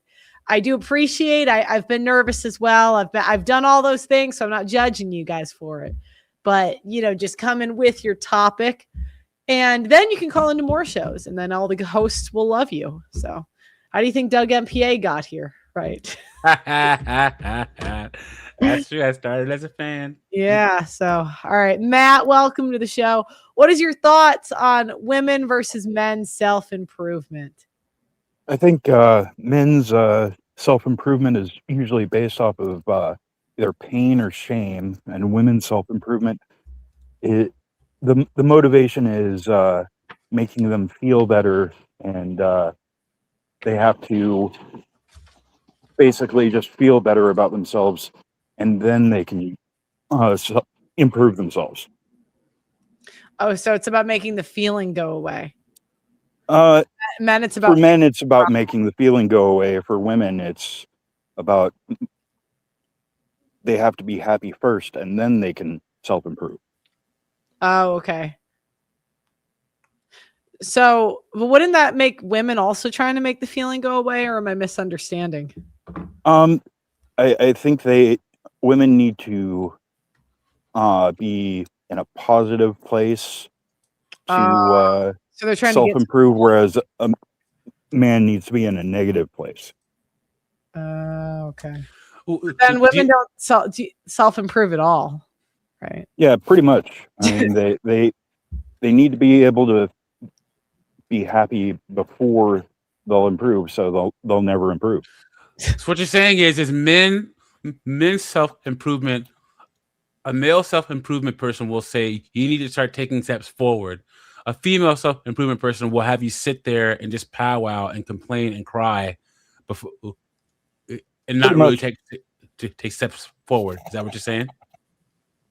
Yep. Makes sense to me. I think that's 100% true. Yeah, I do too. They'll pay for a woman's self-help guru and be like, I feel so much better after like 6 months. But it's like, what have you accomplished this whole time? That response gets you to stay on the panel if you wish. All right, welcome. Hey, my brother. Thank you. Oh, you're all official today. You got a new set? Yeah. Got a new crib, got a new set, got a new me. Yeah, let's go. Looks good. He's upgrading. So what are your thoughts on the topic about men versus women's self-improvement? And side question I'm thinking of now. Do you ever have the ladies on your program self-improve? Do you ever that just seems like something you would do. Like you would have them, I don't know, like lose weight or do something to make their lives better. I don't know. Yeah. I mean, I could start there, but heck yeah, man. I mean, I be telling girls, I'll be like, hey, look, you fat. You need to work that out. But this is the thing. This is how I say it. I usually like, dang, you're overweight, man. That's why you're pulling your pants up to your belly button. That joint is ridiculous. And she's like, oh, you know how they try to cover it up. And I'm like, hey, look, there's no problem. You can fix that. That's something that's controllable, right? So the power is yours. And I usually say, like, you look like this now, but imagine when you actually fix that weight. You're going to be on Instagram trying to show everybody your six-pack or your stomach now. So where do you want to be? You want to be tucking your goddamn shirt all the way up to your nipples, or you want to actually be having your pants down low so they can see your stomach? Do you give them like a meal plan and like tell them what to eat and stuff? Hell no. You know what that is. That's a coat, man. Go ahead. You know you eating too much Dunkin' Donuts, fruit roll-ups, and cold cuts and KFC. Like, come on. Eat vegetables and fruit. I never saw somebody do that and was overweight. Like, come on. All right. Since for men, people look into his future so you can improve. For women, we look at our past. It's impossible to improve your past. Oh, that's a great point. Wow. Holy crap. Wow. Yeah. Because, women's self-improvement's just lying better. Yeah. So example, you always say that a lot of the issues with women and a lot of the issues with black people are the same. I always say that about black people. And Sean, you can back me up on this. Black people, there are too many of us who keep talking about the past and they don't. Okay.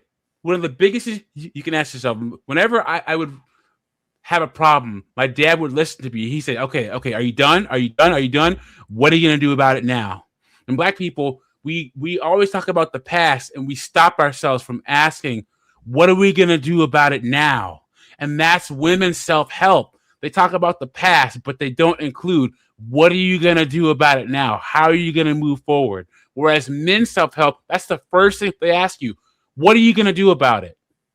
You have these problems. Oh, well, what are you going to do about it?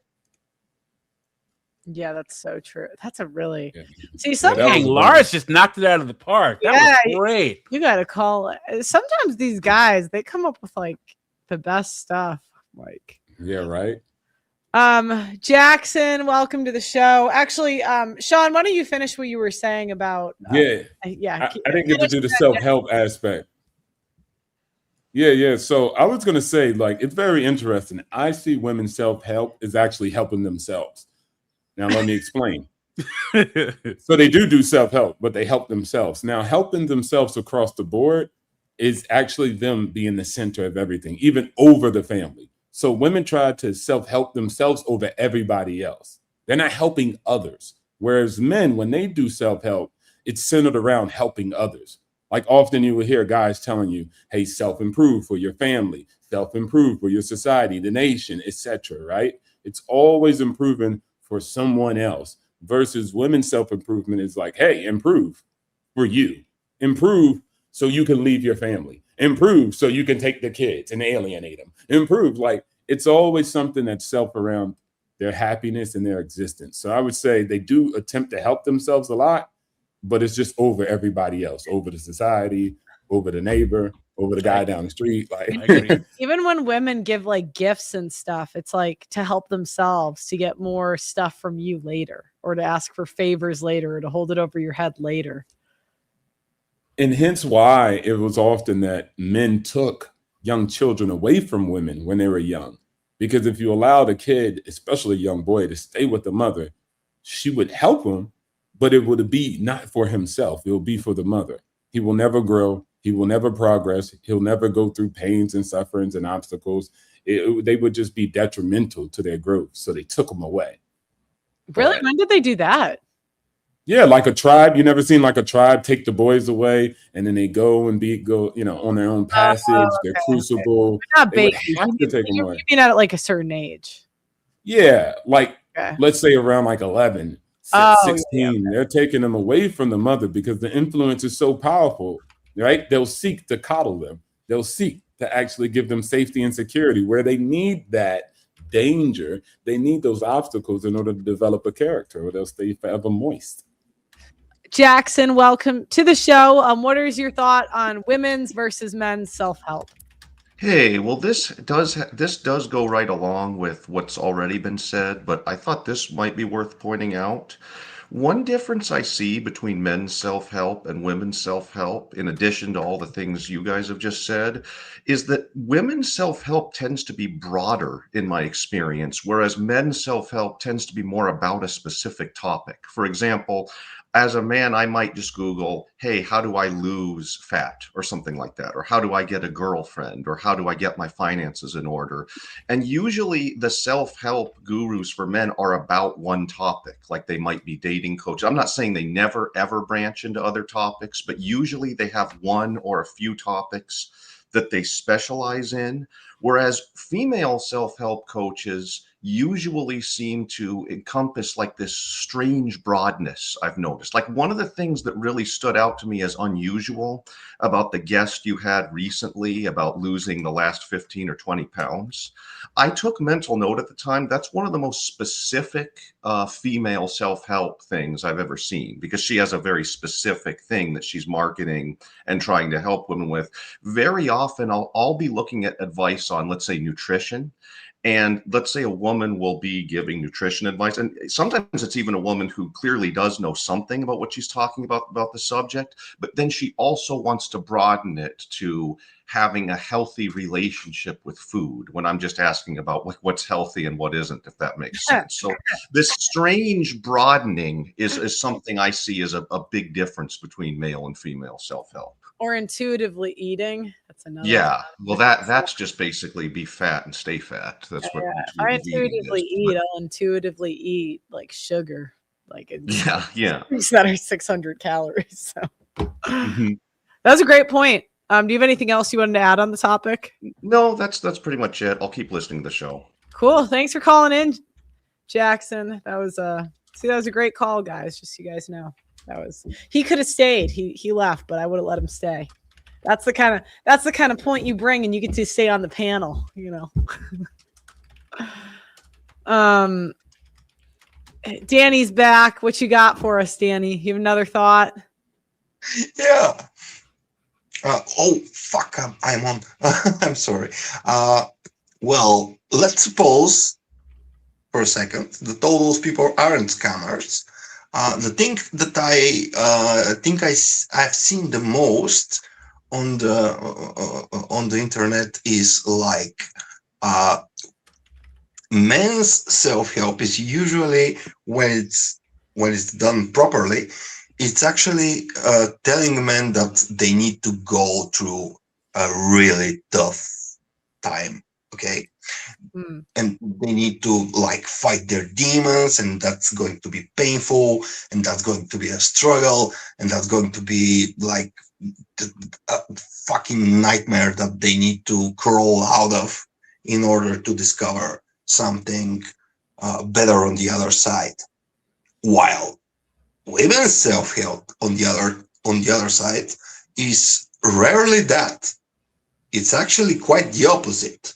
It's like I have seen some gym content actually that maybe can prove my point that there's a fucking bimbo with the with the fake boobs and other fucking shit, and she's telling like, okay girls, we're not going too heavy today.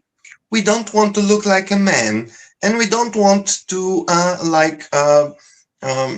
push ourselves too hard. We want to just get toned a little bit. Like, bitch, what the fuck are you talking about? You're in the gym. What are you doing? Put some effort in. You're like some, okay, if you want to train light, like train light, whatever, but you're not going to look like a man because you lift heavy. It's quite the opposite, actually. You're going to look more defined, you're going to look more attractive, you're going to look better, but yes, it is going to be fucking painful, and you better be ready for that. And that's what none of the fucking women's self-help, quote unquote, content creators. Yeah, I would add to what you're saying. I would say men self-help, it's about, they're usually saying, look, life is only gonna get harder, and if you embrace hardship, you'll get ahead. Whereas women's self-help find ways to blame everything else except for the person. No self-reflection. Yeah. Every single outside thing, it was everything outside you's fault. And figuring out where it came. You didn't cause what happened. Something happened to you. And they absolutely did that. They absolutely munched on their donuts and their fucking chocolate and their fucking ice cream, and they need a justification that it's not their fault. You see, it's not. That's just who they are. Yep. Which is it's like their mother's fault or their upbringing's fault. Yeah. Guys, or your ex-boyfriend was a narcissist. Guys, like the video. See if we can get over 200 likes. So anyway, sorry, Doug. Keep going. So yeah, your ex-husband or your ex-boyfriend was a narcissist. All that stuff. Or probably the FBA. It's always someone else's fault. It is your cat's fault, basically. Yeah. Danny's on fire, man. It's a great call. Thank you. I might be again for another one, but it's getting too late for me. But I love this. I really love this. Thanks I love you for calling, Danny. Appreciate it. Thanks for calling. Awesome. See that? He just got right to it. See that's the type of call I keep you on the panel for. So yeah, see these guys have proven their caller effectiveness. See, that's why they get to stay every time. But Sean, do you have any thoughts on that? Anything you want to add? Yeah, no, especially the fat stuff, man. I mean, a lot of people blame it on the FDA. They blame it on the FBI and the CIA. And I just think a lot of times it's just cope. But it's very important to realize that, like, even what's it called? Ozempic. If you just even look at that, right? Like, that's blown up, buy stock in Ozempic for real, because it's just a shortcut. And people love making shortcuts and they don't like doing the work, especially women.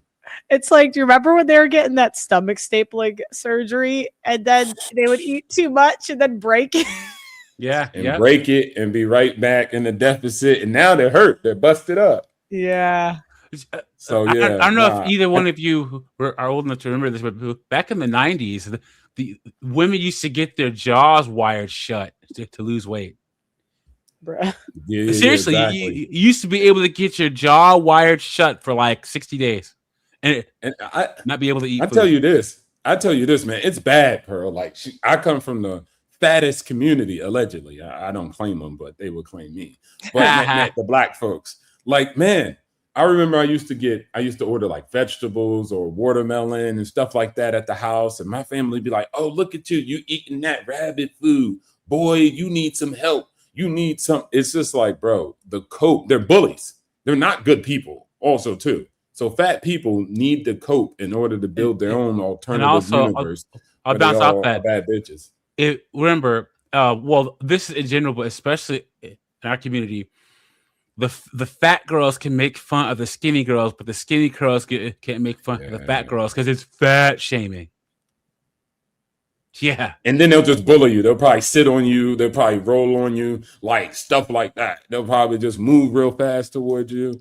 And then, I'm gonna use this opportunity to say what I always say, guys. American black women are the scum of the earth, dude.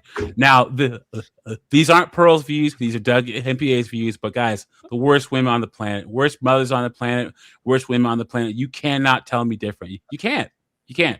Worst women. No one has worse women to pick from than American black men.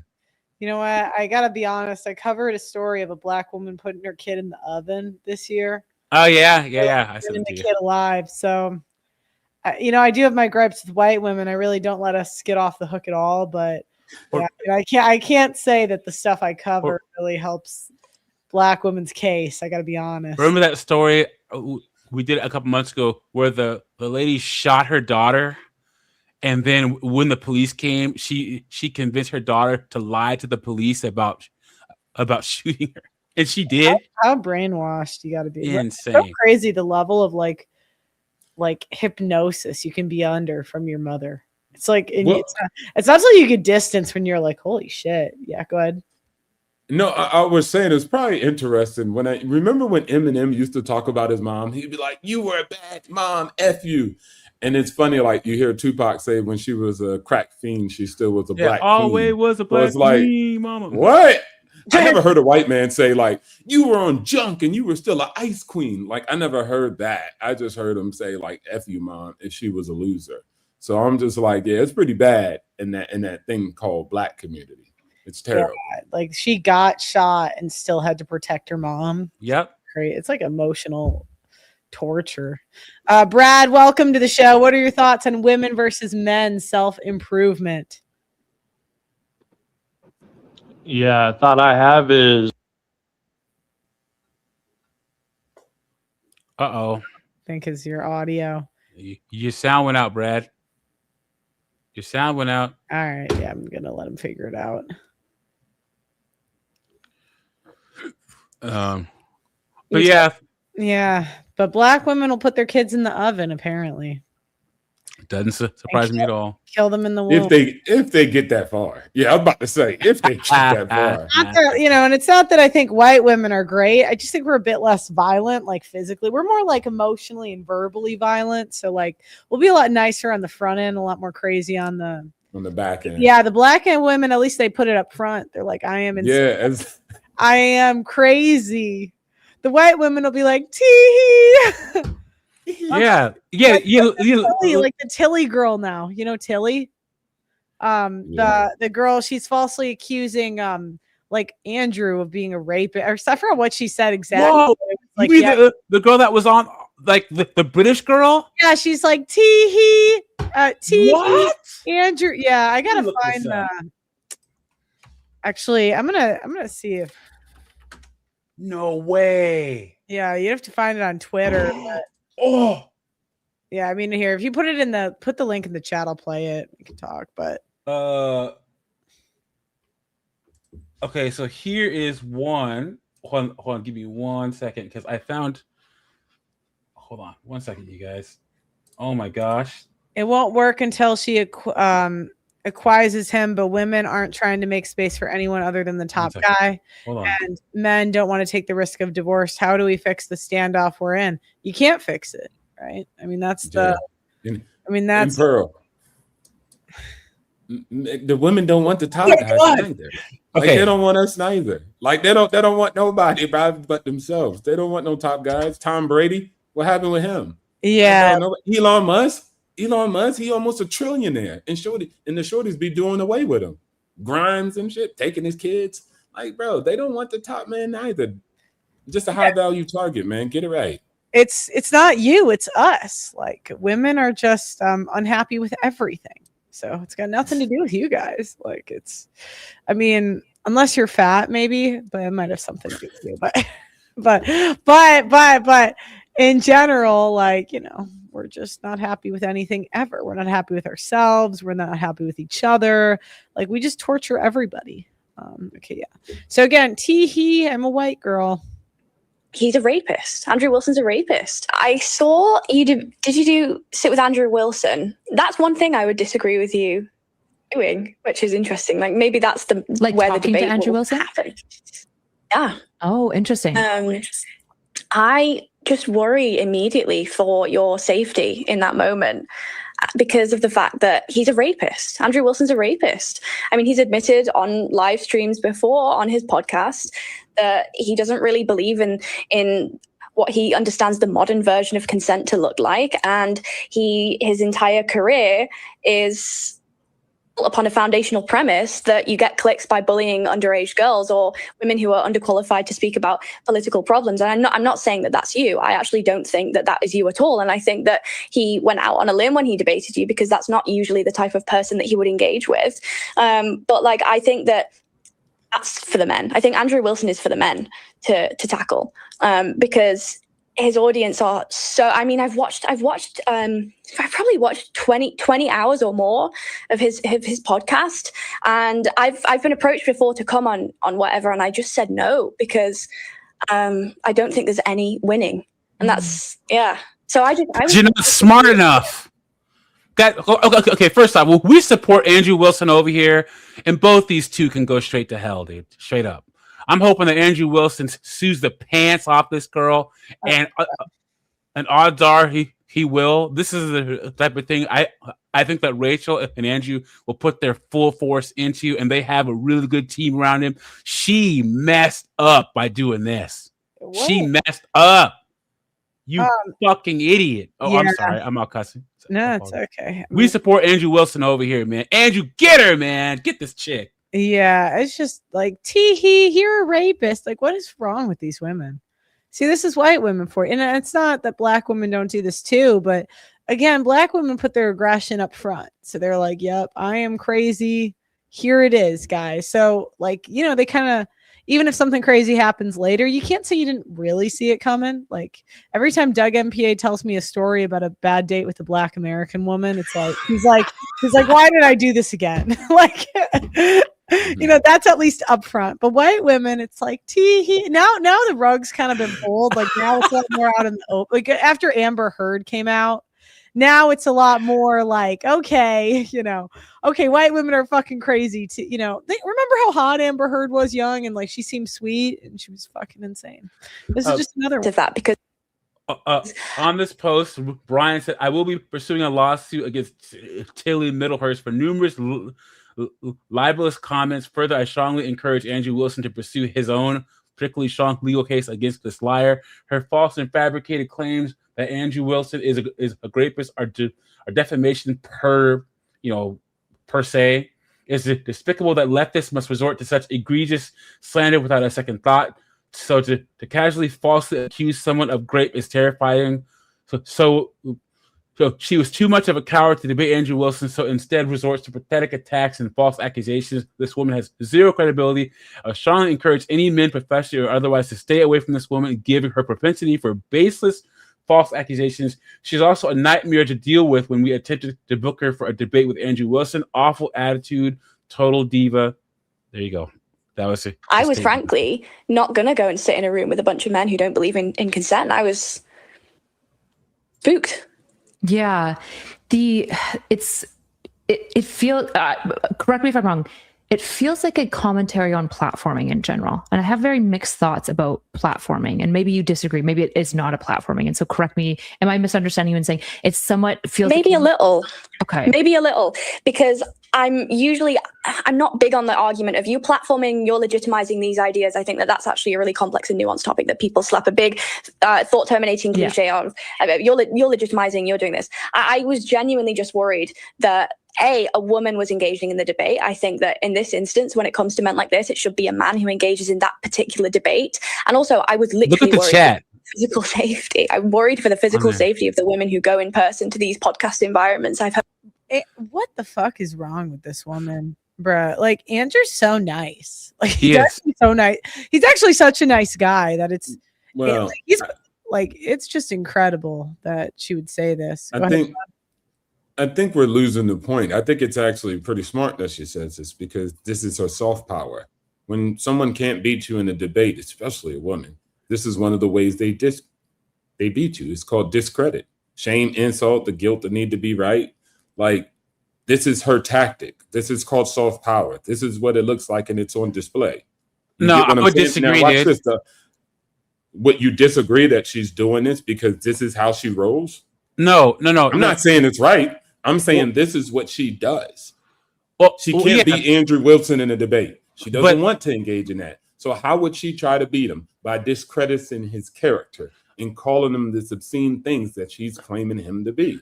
That is her play in this, and that is soft power. That is her Yeah, play.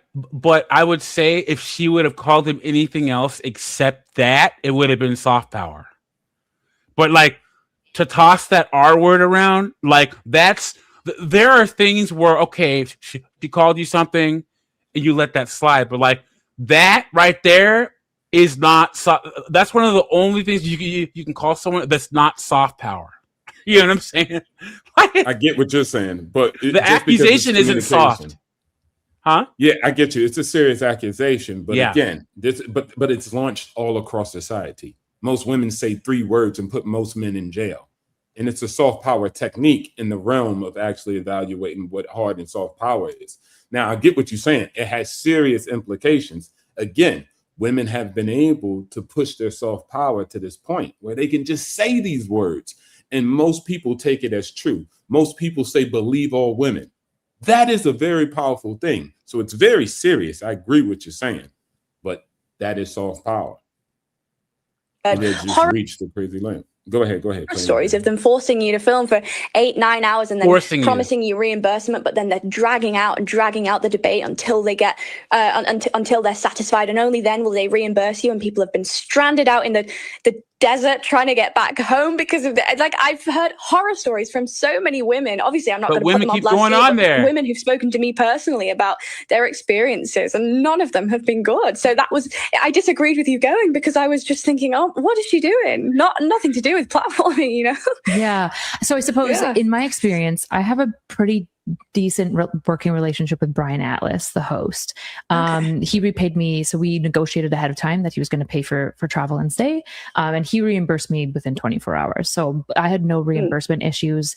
Afterwards, he offered to take me out for food. He got food on set, but I've definitely never felt for even a second physically under threat from either of these individuals, like in no way, shape or form. In fact, he's a rapist. Damn. So even the super far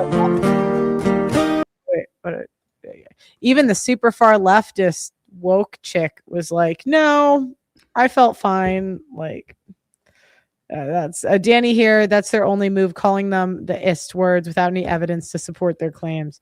Yeah, I mean, I guess what other power does she have? Dude, what else? What else does she have? It's the only card she can play. And it's interesting too. If you see the actual like soft position that the actual host took, it wasn't a straight confrontation. It was just like, hey, that's not my experience. But the allegation was still allowed to linger. Yeah, exactly, Sean. Good picking up on that. Most men would have been like, "No, you can't, dude. You can't. You got to prove it." That's the difference between men and women communication. Damn. Like, what do you even? I'm hoping Andrew and Rachel come for her neck. Yeah, what a crazy woman. That's their only move. Well, that's all I got on the topic. You guys got anything else? Yeah, women's self-help. Well, women's nature is selfish, so their self-help is selfish. Men's self-help, it's about improving. Everything that has to do with men's self-help is something that a man can invest in that could potentially benefit others around him making more money, learning a skill, becoming more competent, all that stuff. But women's is the exact opposite. And one last thing, men, I honestly think that women's self-help will women feel threatened by other women, so self-help, they don't want to help each other because they see each other as threats. What are your final thoughts, Sean? Yeah, man. Basically, look, women will have a lot of weight to their body. You're not really fat. You just have a lot of mass on you. And one of the things that's important is you got to move in order to get it off of you. Eat right, diet right, because it's not good to be fat. Stop the coat. Shout outs to Pearl. Shout outs to Doug. Peace. Thanks for calling in, both of you. All right, guys. Yeah,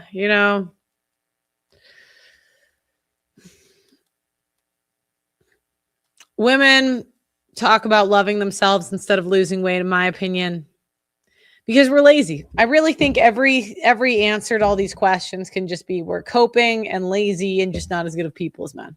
So I don't say, people think I'm trolling and I'm really not. People think I hate women, kind of, not completely, but a little bit at least.